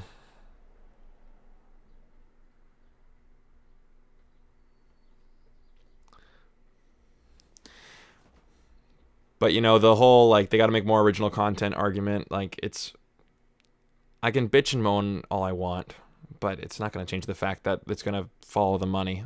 As soon as people like us stop seeing these reboots and things and they start flopping, then Hollywood will look and listen and start making other films.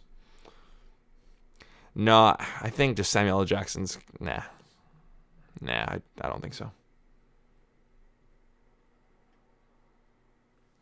Yeah, see, with the whole de-aging thing of CGI, like, it's going to just... Like, what's going to happen? Are we going to just have, like, oh, we want brand new Star Wars sequels, so we're going to have a different episode 7, 8, and 9 with all young CGI'd actors and get, like, voice actors who sound remotely similar to them, do impressions. Like, oh, man, I don't want that to happen. Victoria Lynn Riggs. Oh, man.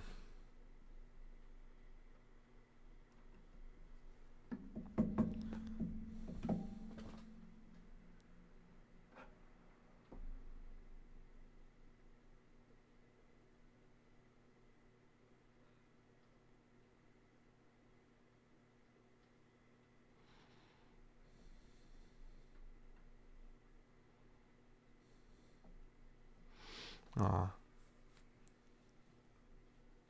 And now he understands, he has something to live for, like he sees the love that Murtaugh has for his family and all the lengths that he's going to go to save them. And he's like, you know what, there's a lot of love in this world that's worth saving. That's a line from Lord of the Rings, isn't it? Like, there's something worth fighting for, or something like that. Haven't seen Lord of the Rings in a while. I do love him, though.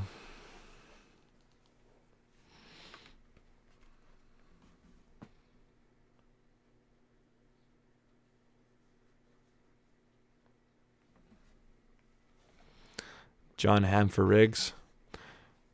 Nah.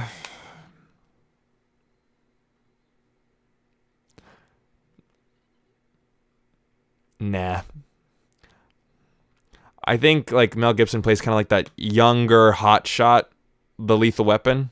I see John Hamm as more of a sophisticated, if they wanted to change it, have like Murtaugh be the white guy. Maybe John Hamm could be Murtaugh, and then you have like a younger black actor. Like a Michael B. Jordan. How's it going, Vincent? You just, you missed it. The movie's over now. Yeah. John Hamm would be a good villain.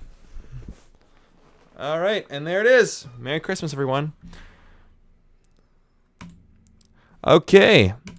That was Lethal Weapon. Well, and like I said, it's a fun action buddy cop movie.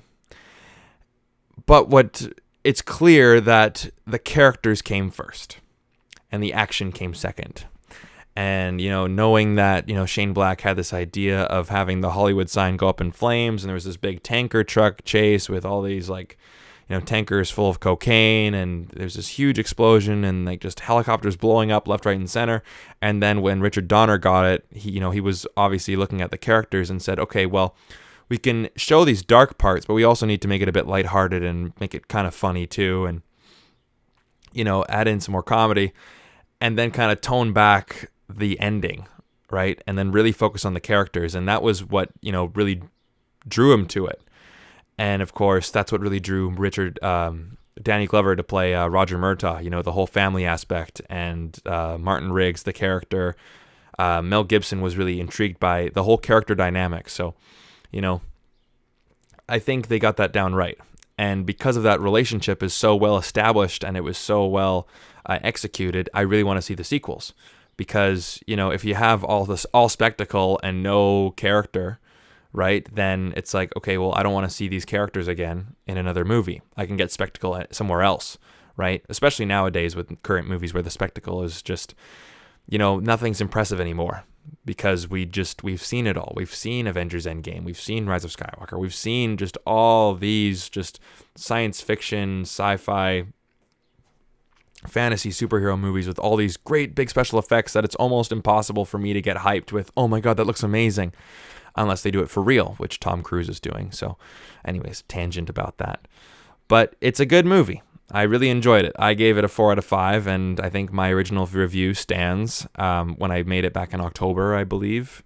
The review's out on the channel. You guys can check it out. Yeah, it's funny. I looked back on that review today, and I realized how far I've even come from back then.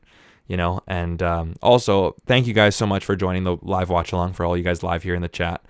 One of my watch alongs, I think it was for Jurassic Park, I believe. I looked at my or Mission Impossible Fallout. I looked at my subscriber count and I was at 1,500, and now I'm at 1,672.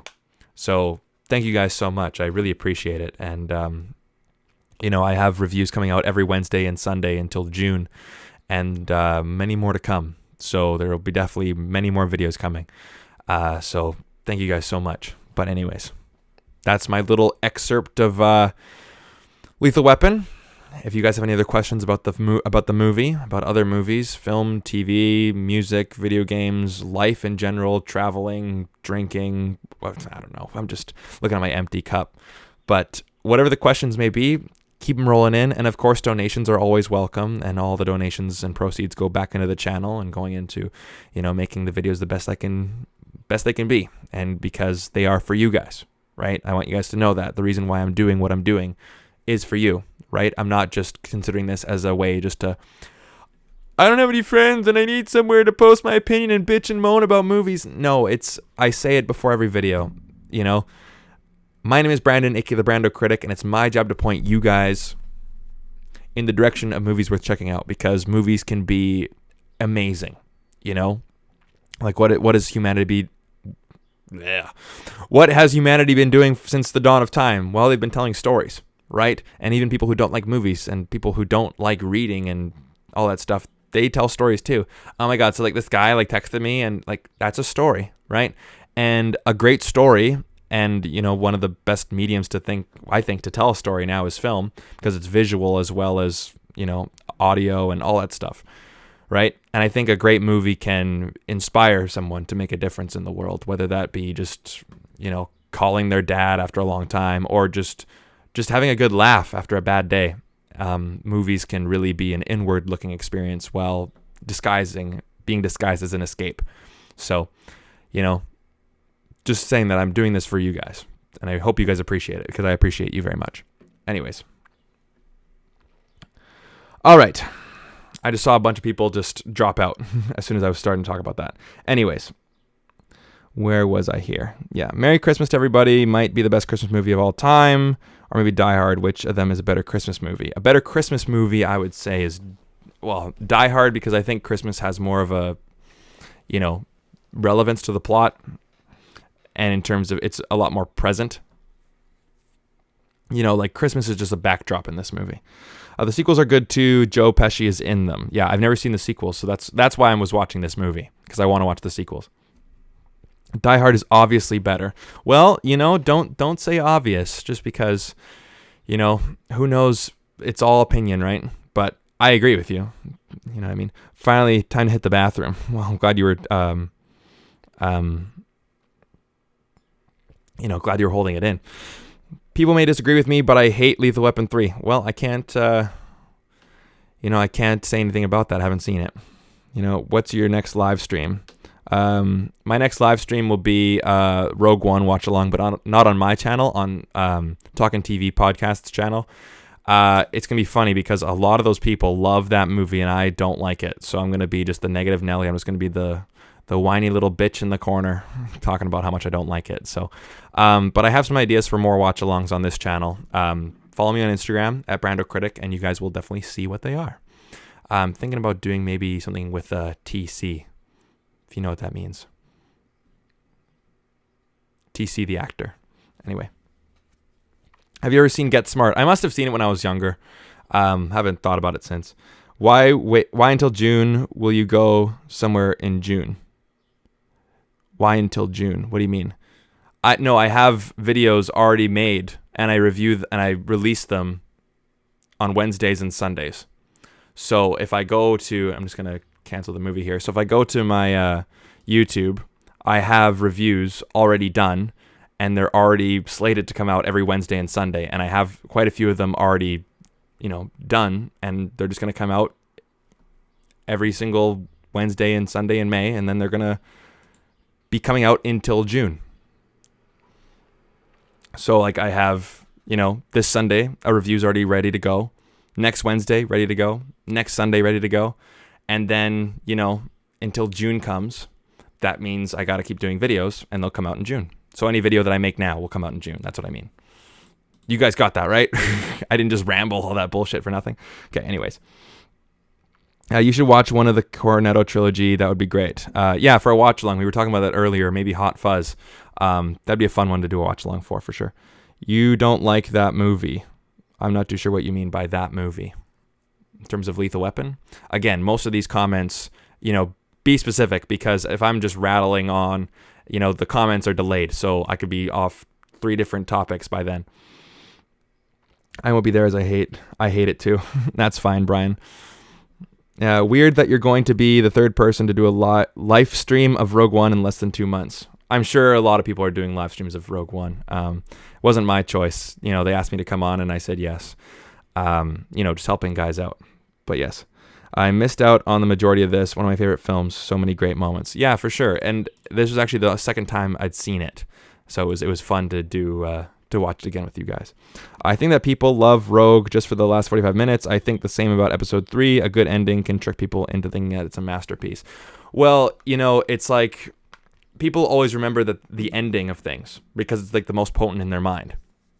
And I find that a lot of people and I'm not saying this about movies, right? But like people with low IQs, when they go on a date, if it ends well, then it was a good date. If it started off well and ended badly, well, then what's like, you can have the best date in the world and you go in for a kiss and you guys bunk heads. Well, it was a terrible date. But if you have a weird date and you end it really well, then it was a good date. Or at least there's a bit of a, wiggle room for later. And they even teach us that in sound design when doing like ADR. If the mouths, like if the sound and the lips don't sync up, but they sync up at the very, very end, your mind kind of tricks you to thinking, oh, it was okay. But if it starts off okay and then it tails off, then you notice it much more. So an ending of a film, can definitely be more stagnant in people's minds. So I definitely agree with you on that one. It's a very awkwardly paced movie, but I must say I love it for the ending. Yeah, exactly. I don't like Rogue One at all. And the thing is, I'm a human being and I'm a Star Wars fan. So I was seeing that ending. I'm like, oh my God, this is amazing. But if you really think about it, I think that film has so many fundamental flaws, right? Like those characters are boring. Boring. But anyways, if you guys want to see me shit on Rogue One and have a bunch of people tell me I'm an idiot on live, then come to the live stream on Saturday. Yeah, it's at like 4 p.m. Pacific Standard Time, I believe. Follow me on Instagram. You'll find more information there. And yes, so if you guys have any... Wait, so why exactly don't you like it? Well, I have a review for it. Check it out. Comment. And also, I have a Star Wars tier list. But characters are boring with absolutely no motivation. The story is extremely bland and simple. Characters got to do a thing to get a thing to do a thing.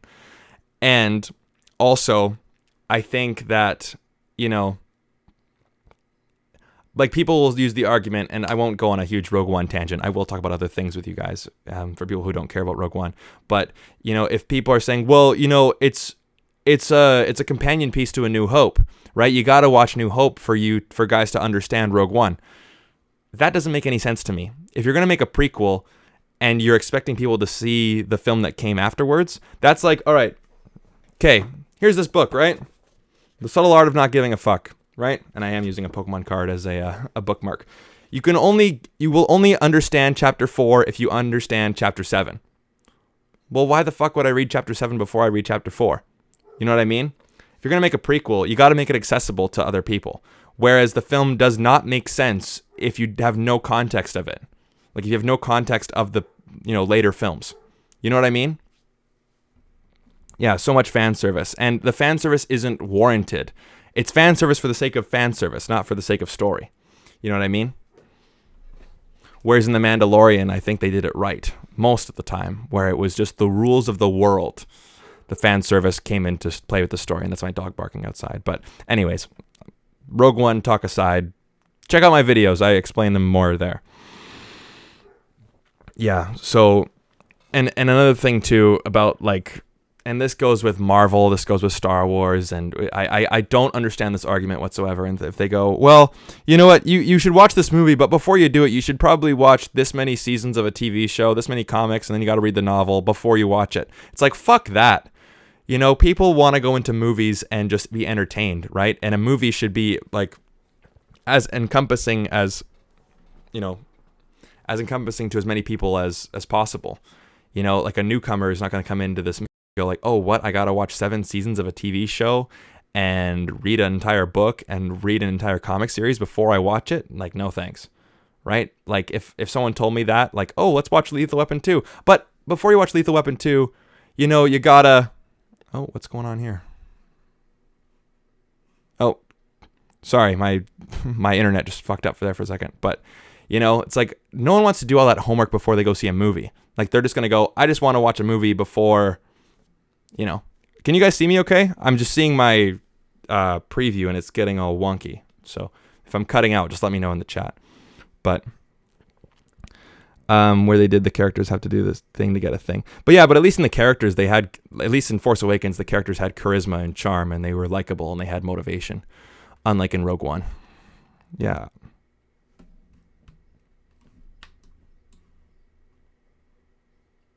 Oh, Jesus. Okay, can you guys hear me okay? Because I'm just getting... That's really weird.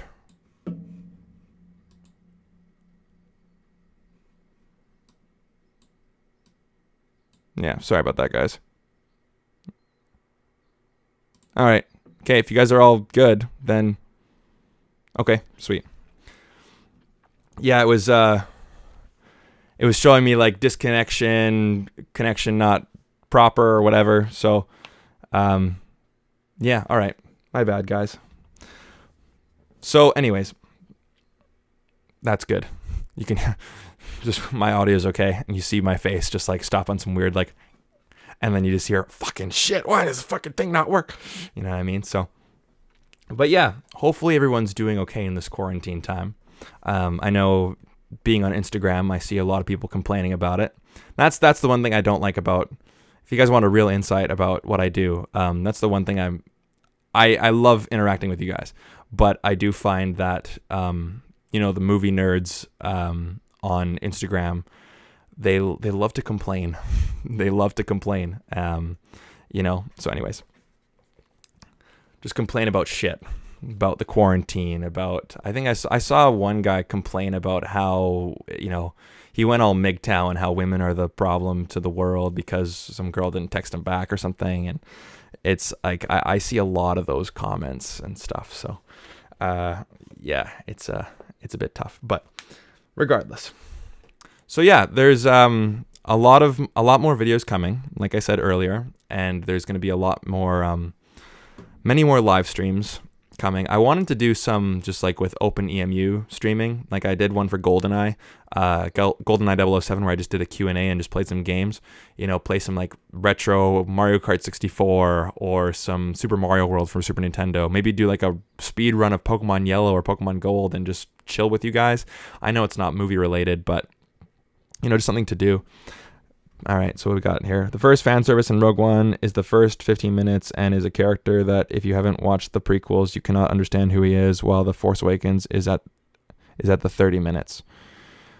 Yeah, well, I mean, fan service is fan service. You're going to get it regardless. But if it's vital to the story, like in Rogue One, the "You'll Be Dead" guy from the bar in Tatooine, the only reason why he is in that movie is to go, hey, I know him. right? It's just completely pointless, right? And like, spoiler alert for Solo, but having Darth Maul in there, it was like the biggest middle finger to, storytelling. And in terms of, that's just, hey guys, we have all these amazing properties, and we're going to, expand. We're going to see them in a TV show. I have no room for that. Tell me a story, beginning, middle, and end. Don't tell me that we're going to be setting up, this is the setup for movie 4, but we're in movie 2 right now. Like, just tell me a coherent story, please. You know what I mean? Yeah, always good banter. Yeah, like, there's always some good banter between people on my movie comments or channel comments, especially on tier lists. People get really, really offended by people's ranking of their favorite TV shows or their favorite movies. So that one's going to be fun, especially for Lethal Weapon. People go like, what? How do you love the first one more than the 7th or the 4th one or whatever? So, yeah, keep watching Clone Wars. It'll make more sense. Yeah, I'm enjoying Clone Wars for sure. But it's not a series that I can just binge watch, right? And it's funny. As soon as I make any Clone Wars video, there's always people just like, they have so much of this shit on archive. I'm like, oh, those droids are new. And then I'm getting,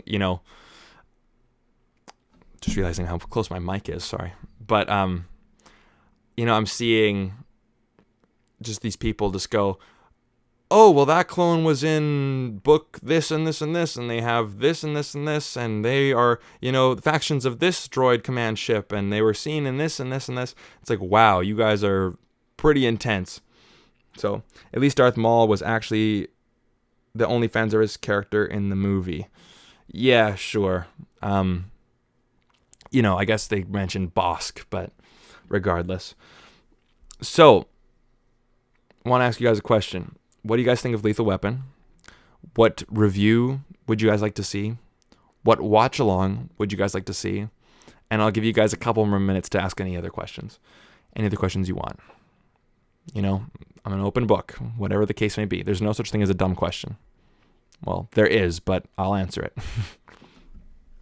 Yeah. Man, oh man, I got all this booze here and I got no chase. Man, should I take a shot right in front of you guys? Just to say thank you? Saying nobody hates Star Wars more than Star Wars fans sums it up quite nicely. You know what? That's completely true. Like, one of my buddies from school, or not from school, from work, he said the worst thing that ever happened to Star Wars was Star Wars fans. And I kind of agree with him. Because now, you had the original trilogy, and, back in the day, that was Star Wars. It was those 3 movies. And then you have the prequels come out, and then, of course, like, the fans who loved them as kids back in the 70s and 80s, they hate the prequels, but then my generation grows up watching the prequels, and then that is Star Wars to them, and then they love them, and, now, oh, what does Star Wars mean to these people? And then the sequels come out, and the people who love the prequels, hate them, and yada, yada, yada, and it's just... Like, there was one guy who messaged me right after Rise of Skywalker came out, and he goes, hey, man, are you going to be reviewing Rise of Skywalker? And I go, I want to get views on my channel. Of course I'm going to be watching and reviewing Rise of Skywalker, and I'm a giant Star Wars fan, so of course. And he goes, I don't think I'm going to be reviewing it because I'm afraid of putting my opinion out there, and, I want my reviews to be a safe space where no one disagrees. And I said, oh, boy, you know what? First of all, if you're that afraid to put out your opinion on the internet, then, I don't think you should be reviewing movies. But, the fact that, Star Wars fandom has gotten to that point where it's just been a giant toxic bowl of, like, I always remembered as a kid, Star Wars was that, like, escape, right? Like, I was a nerd growing up, so, I was bullied, right? And I'm not saying that for you guys to feel sorry for me or anything like that. It's just, it had happened. But, Star Wars was kind of an escape. Star Wars was something special. Star Wars is definitely not special anymore because so many people have it so close to their heart, and then they have their own view of what it should be. Like, oh, The Last Jedi was great. The Last Jedi was shit. Well, fuck you for loving The Last Jedi, you piece of shit. Well, fuck you, you asshat. Like, it's not fun to talk about Star Wars anymore. You know what I mean?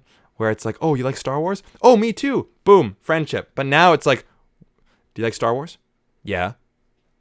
Like Last Jedi? We good? Like, No. Well, I love Last Jedi. Well, why?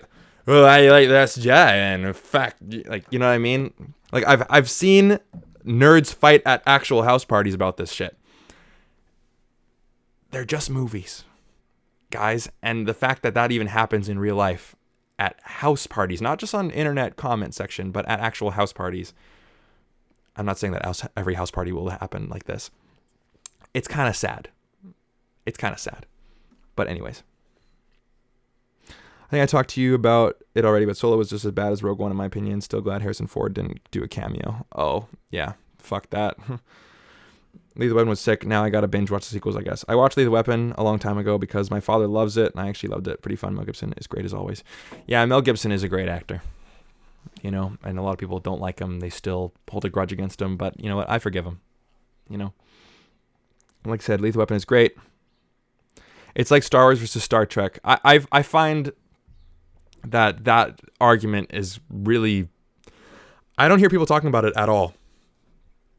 Because I think Star Trek is more just TV now. And, you know, with Star Trek Discovery, Star Trek Picard, the movies are in just, you know, production hell. Like Star Trek 4 is being canceled. It's brought back again. It's canceled. Quentin Tarantino's going to do it. That's canceled. Yada, yada, yada, yada, yada, yada, yada.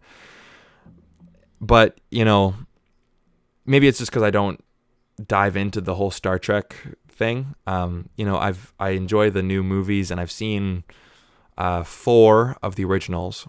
I've seen up to Voyage Home, but I've never seen the other 2, and I've never seen the Next Generation ones.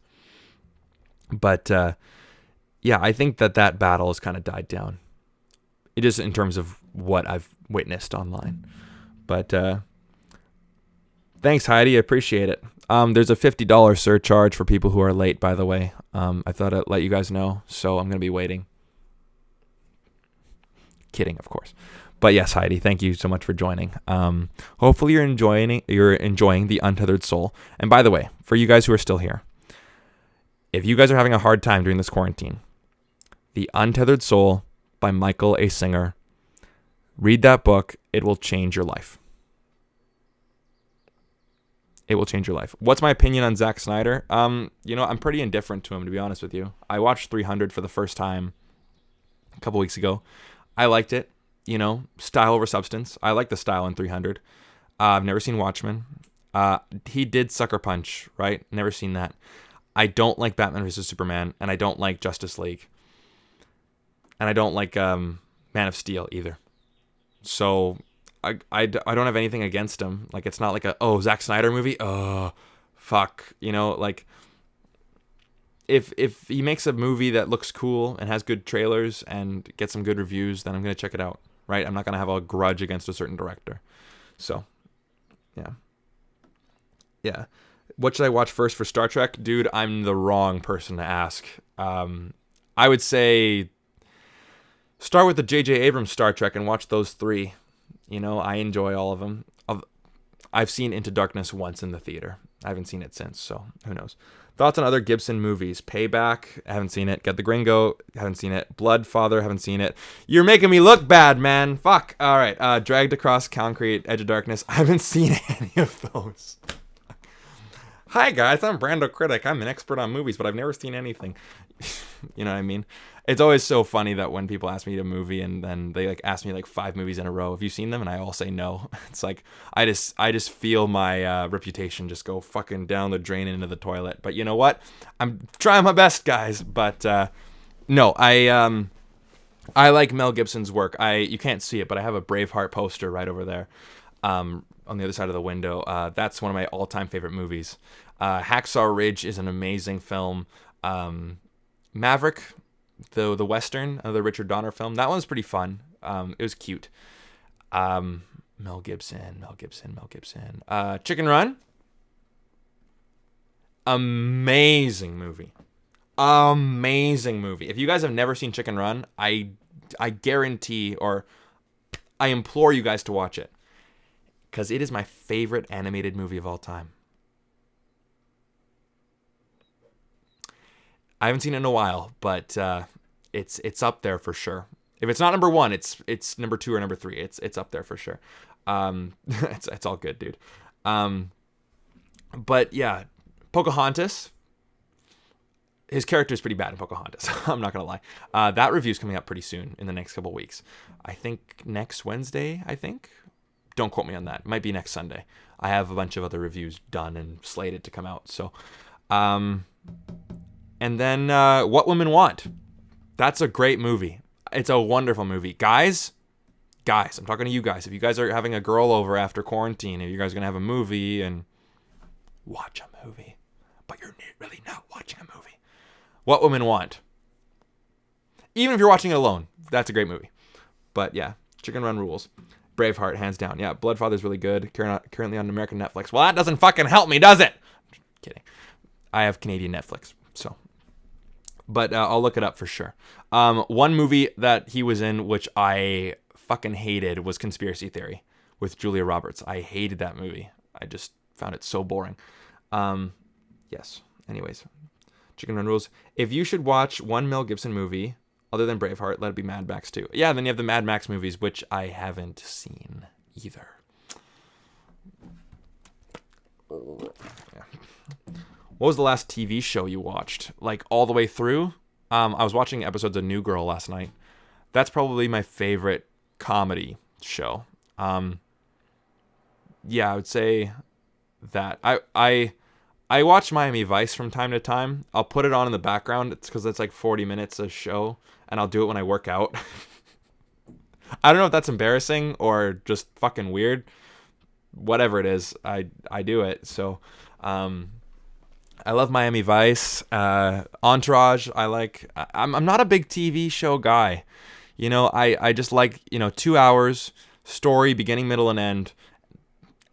I'm just a bigger movie guy, and I'm nothing against TV shows, right? And I know like people love Ozarks and Game of Thrones and Breaking Bad, and and I work on a lot of TV shows, right, for my job, like Supergirl, Riverdale, Flash, Arrow, things like that. So I'm not a big TV show guy. I've heard Mad Men's good. I have that series on DVD, and I have Deadwood on DVD also. But I've watched all of Friends. I've watched all of How I Met Your Mother. I've watched almost all of Big Bang Theory. It just comes and goes. So, yeah. Why don't you enjoy? Oh my God, fucking hell! Why don't you enjoy Community? I just don't find it funny. I don't know. I've seen a couple episodes and I wasn't laughing. It just wasn't my thing. I know I'm hearing that unsubscribe button just. Yeah, Ransom. I've never seen Ransom, and I've never seen Pelican Brief either. A comic book movie that you hate. A comic book movie that I hate. The Amazing Spider-Man 2. Yeah, I don't really like that movie. Comic book movie that I hate. It's always. Yeah, fuck it. I've only seen it once, but I really didn't like it. I didn't like Aquaman. I didn't like Ant-Man and the Wasp. I didn't like Captain Marvel. Yeah. Yeah, whatever. I didn't like them. And Amazing Spider-Man 2 I thought was pretty bad also. X-Men Origins Wolverine was bad too. I liked it back in the day because it was the first X-Men movie I ever saw in theaters. That's a bad one, right? Is that bad? Is that bad? Anyway. Could you consider doing TV series reviews to this channel? You've done some Clone Wars reviews already, but I think that like those would be reactions, right? And I think with the Clone Wars, I'm bringing like my Star Wars expertise to it. Like I've never done a TV series review, so I wouldn't really know how to, really go forward with it. So, it depends. Maybe. I'm not ruling it out, but I don't think for a while I would do that. Just because I'm not the biggest TV guy, it's like someone asks like, oh, you should do video game reviews. It's like, yeah, I played a lot of video games growing up, but like around, 16, 17, my video game just plummeted, right? So it's not my wheelhouse really. Captain Marvel was better than Black Panther in my opinion. I like Black Panther fine, Thoughts on Deadpool? I like it just fine. I have a soft spot for it because it was filmed in Vancouver, my hometown.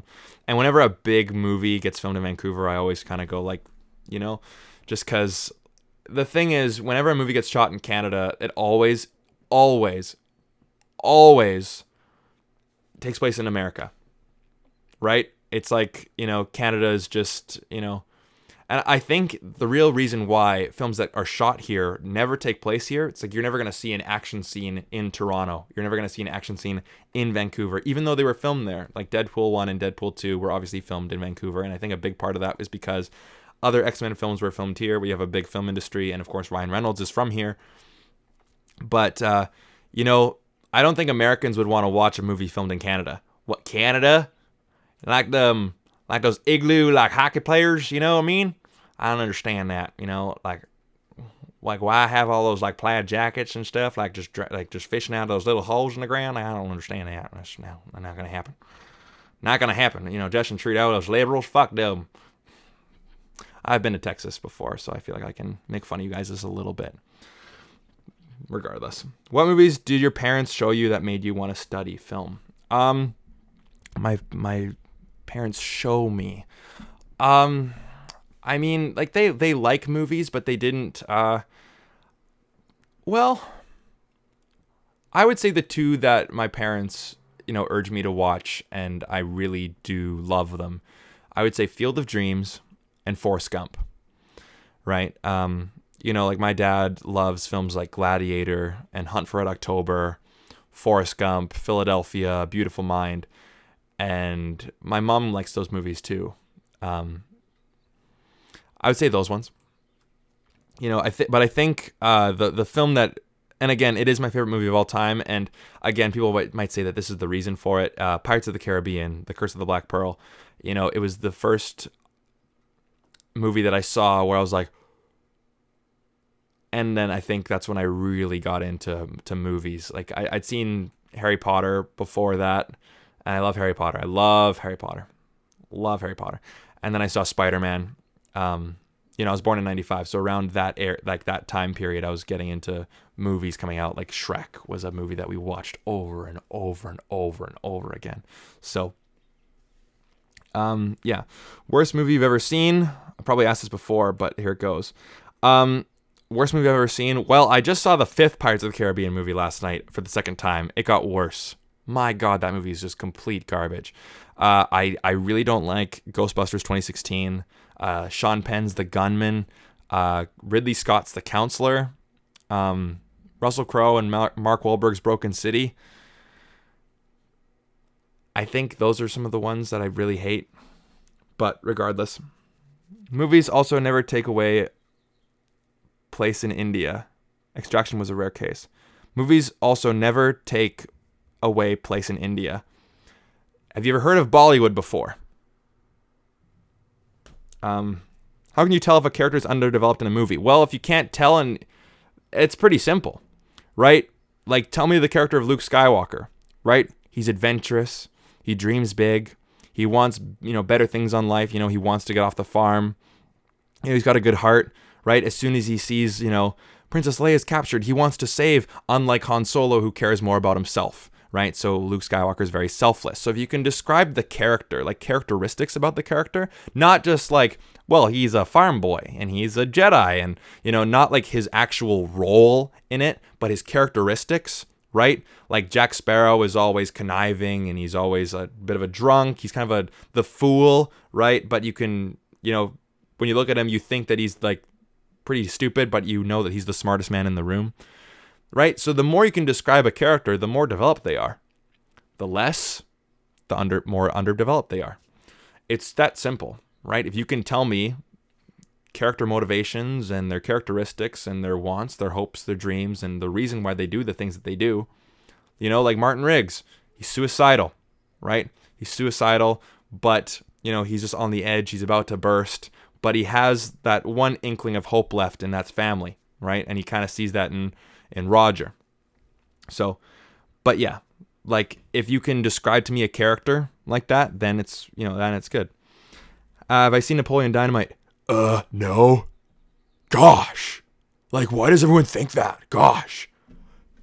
Hey, Tina, eat the fucking food. Yeah, I've seen Napoleon Dynamite. It's hilarious. But anyway. But yeah, I love the first Pirates of the Caribbean movie too. It's just a flawless movie. Where's the rum? Well, of course, Missy. What have you got to lose? Captain Morgan is another pirate in the long list of pirates. Making this up as I go along. Savvy? Hey? I don't know. Just the fifth Pirates movie destroys Jack Sparrow. You know, yeah, but I can still watch the first movie and still enjoy them. Because, sure, you can watch, like, having sequels does change the context of, like, a previous movie, but the previous movie still hasn't actually changed, right? It's not like the shots change. It's not like the dialogue changes. The first movie is still intact, right? And some people can't get that out of their brain, and I understand that, but I'm still able to watch the first movie and still enjoy it. Favorite Hugh Jackman movie? Days of Future Past.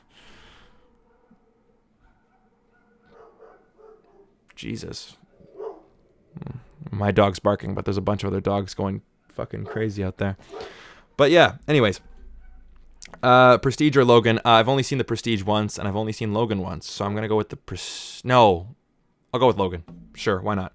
I did his vote for Pedro Dance in his last talent show. Nice, man. I just want to hear your advice on movies. Advice in terms of how to review a film or how to make a film.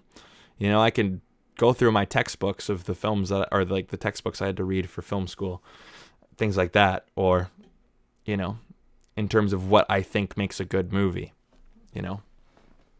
But, you know, it's simple. Like, you know, movies are supposed to give you an emotional rush, right? That's art, right? Art is subjective, and, you know, you're supposed to get something out of it, right? Whether or not it's, like, why do you even go see a movie, right? If you want to see an action movie, then you're going to be wanting to be entertained and exhilarated and feel that adrenaline rush, right? Just get your heart pumping. If you want to see a comedy film, you want to laugh, right? So there's an emotion tied to every single film that you watch. And sometimes it's not an emotion. Sometimes it's just to learn, right? Documentaries. You know, I like Michael Moore. You know, Republicans might hate me for it, but whatever. You know, and it's all subjective, right? It, like, you can't, everything ever said about any movie ever, unless it's like the people who are in it and just like basic facts, like, oh, it was released in 1987. But anything about the actual story, like what works and what doesn't work, or what actually, like anything like that, it's all opinion. All of it.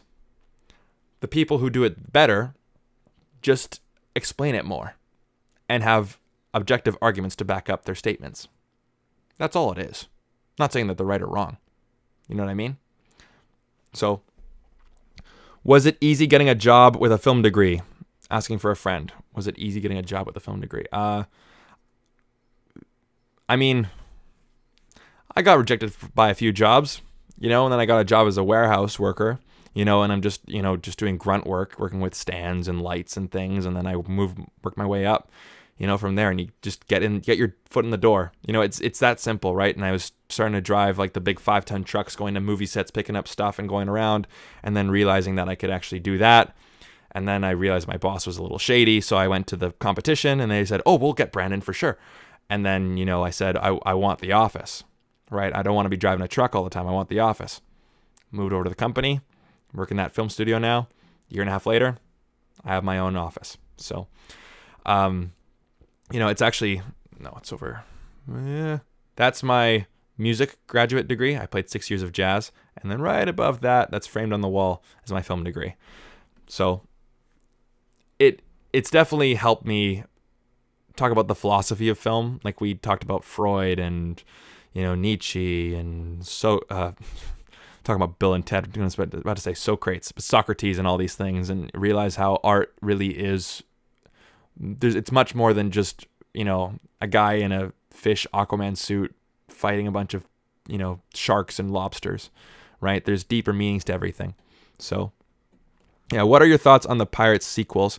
Well, I'm not going to tell you all of them, because just today I filmed my tier list ranking video for all of them, and I give you my in-depth thoughts on all of them.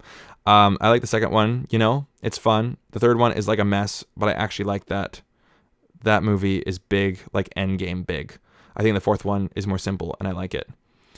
Yeah, well, I'll tell you right now. First one is my favorite movie of all time.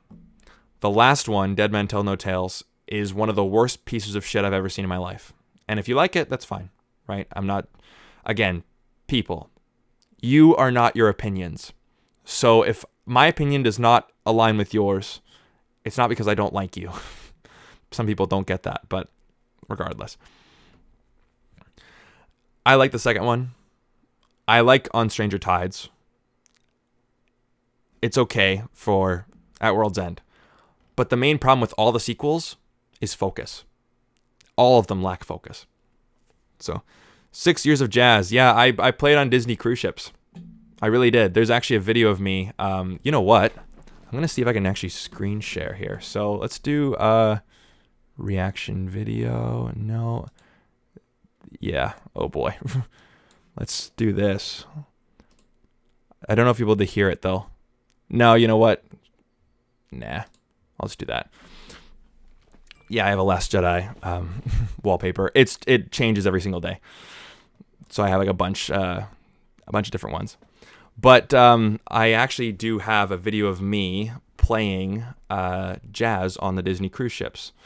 You know what? Let me just put it in the chat. I'll just get the URL and I'll save it to you guys. If you guys want to see me perform, I have a solo where I stand in front of the entire crowd and just go. It was a while ago, but if you guys want to see it, then let me know. Why don't you like Dead Men Tell No Tales? Gotta watch the video for it. But I'll tell you this. Characters. You know what? I said this in the video too. Literally, get any piece of praise that anyone has given about any movie ever, or at least that I've given movies. Like great characters, great production design, great action, great story, get anything like that. All of it is wrong. All of it is wrong, right? The dialogue is terrible. The acting is terrible. The cinematography is terrible. The effects are terrible. The action is lackluster. All of it. The comedy is just really underwhelming. The climax is just bleh. The fact that they have to keep going back. We have to bring back Will. We got to bring back Elizabeth. We got to have that story tie in with those old movies. Just keep moving forward. Don't keep Barbossa's in all of them. Ah, man. But anyways, I have not worked for Disney. I performed on Disney cruise ships. And not just me, okay? It's not like, come see the BrandoCritic show. You know what I mean? So, let's go. LTS music. 1 o'clock jump. Right, and don't be surprised. It's not some, like, crazy, some crazy solo or anything like that. But here, I'll just put this in the chat for you guys if you guys want to see it later on. Yeah, the tier list will be coming out probably early June. Oh.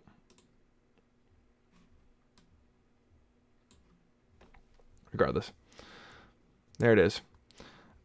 Dead Men Tell No Tales is not just awful. It's not even fun. It's dead-ass boring. Yeah, that's the thing. Like, it's shit. Yeah. I want to see the video. Love you on the Disney Cruise Lines. Yeah. Thanks, man. Appreciate that. But anyways, guys, what do we think? Give it to 8:40 or 11:40. So I'll give you guys until maybe 6 more minutes. But yeah, I'm enjoying all these questions. It's fun talking with you guys. Yeah. Just letting you know, donations are always welcome. Wink, wink, wink. Nah, you guys don't have to do that. Yeah. Just needed to keep my streak alive, you know what I mean? But yeah. American Made would be a good watch along for sure. It's a film that, I've only seen twice, but like I watched it once, not expecting much, and I was like, wow, this movie is fucking brilliant. It's fucking brilliant. And then I go watch it again, and it was one of those movies where last year I was going through a long distance breakup. I could rant about long distance relationships for hours. And I was like, dude, and I texted my best friend, I'm like, dude, I don't know what you're doing tonight, but I'm coming over. We're getting drunk. We're smoking a joint, and we're watching American Made. We did that. So I watched it sober, and I watched it turnt, if you have drunk and stoned at the same time. It's fucking fantastic. I'm like, yes. So now maybe I do it on a watch-along. American Made is a movie that not many people talk about, but it is a fantastic movie. It's a fantastic movie. Yeah, you have a link. Yeah, so that link I just sent you guys is me playing on a cruise ship. 1 o'clock jump, playing trombone.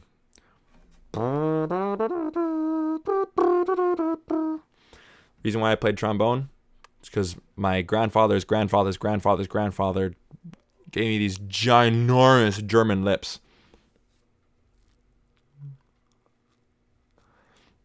It's funny because every movie we have a watch along on, I don't have it in my collection. I have to rent them. That's so funny. Just kidding, man. Yeah, man. But you know what, though? I'm only watching films that I enjoy, at least on my watch alongs, right? So, take them as my own little personal recommendation for you guys. So, yeah. It was so much better than The Last Jedi opinion has changed. Yes, it has changed. I loved it when I first saw it. The whole subverting expectations thing. I really did enjoy it. And then I watched it again. I enjoyed it. Because, you know what? Like, the whole I didn't see that coming thing, that novelty really wears off. And then you watch it again, you're like, okay, that kind of wears off. And you're like, oh, it's a good movie, yada, yada, yada. And then I watched it maybe 2 more times. And it got worse every single time. And then I waited about a year, and then I watched it right before Rise of Skywalker, like a couple days before. And I'm like, nah. So I have a review of Last Jedi. And for all my Star Wars opinions, I have my Star Wars tier list out there. So check that out for sure. Yeah. It's funny because every movie, yeah. Do you have big lips from your great-great-great-grandfather, which is funny of how many great-grandfathers you have? Well, dude, we're all human beings. We had to come from fucking somewhere. You know what I mean? So, who knows? Maybe my great-great-great-great-great-great-great-great-great-great-great-grandfather, had a drunken night in some, bar in Europe somewhere and had a bunch of kin and made all you guys. You know what I mean? So, favorite Will Ferrell film? Elf. Hands down. Yeah. So do you think The Last Jedi is still okay? Yeah, it's just okay. 2 out of 5. Okay. I haven't seen it since Rise of Skywalker came out. And again, honestly, for watching Star Wars movies, I'm kind of done with them for a while, right? There's more to life and there's more to cinema than just Star Wars. And again, I love Star Wars, but there's more to cinema than just Star Wars. So, we have to come from somewhere. So, I have a great, yeah, exactly. All of us do. You know what I mean? We all came from somewhere. But yeah, favorite Will Ferrell film. All right, you guys got 1 more minute. Bring down all your questions, no matter how random, how grotesque, how weirdly sexual. I don't know what. Just whatever the questions may be, bring them on, and I'll tell you guys honestly. And you know what? Just as a thank you, I'll give you guys a shot too, so you might get a drunken answer. Okay. Cheers. Love you all.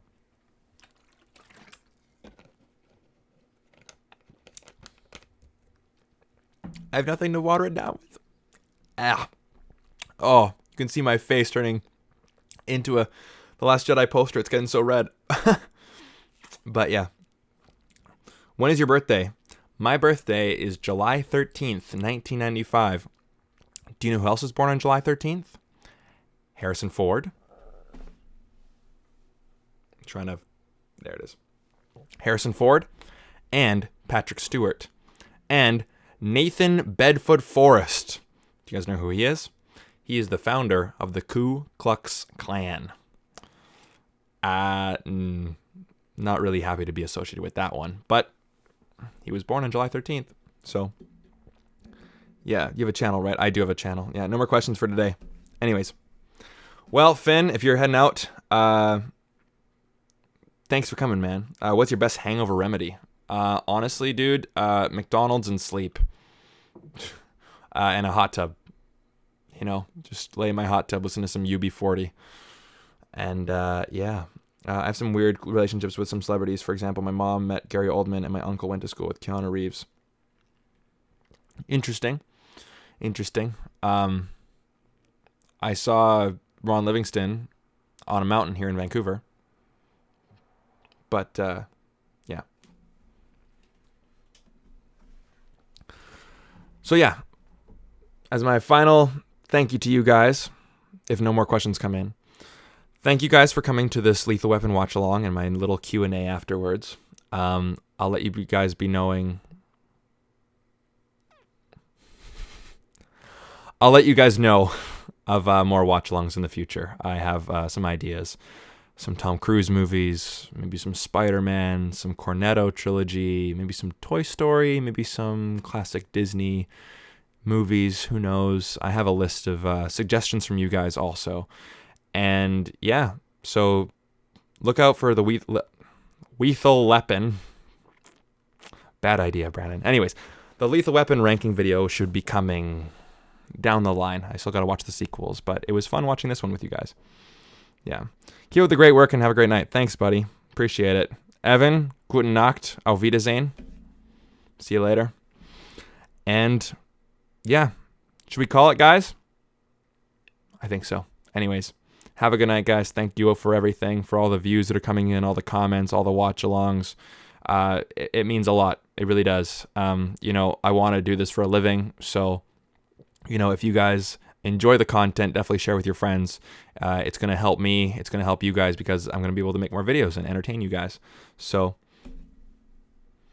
sayonara, guys. Appreciate you so much. Sending out tons of positive energy to you. Take it. Use it wisely.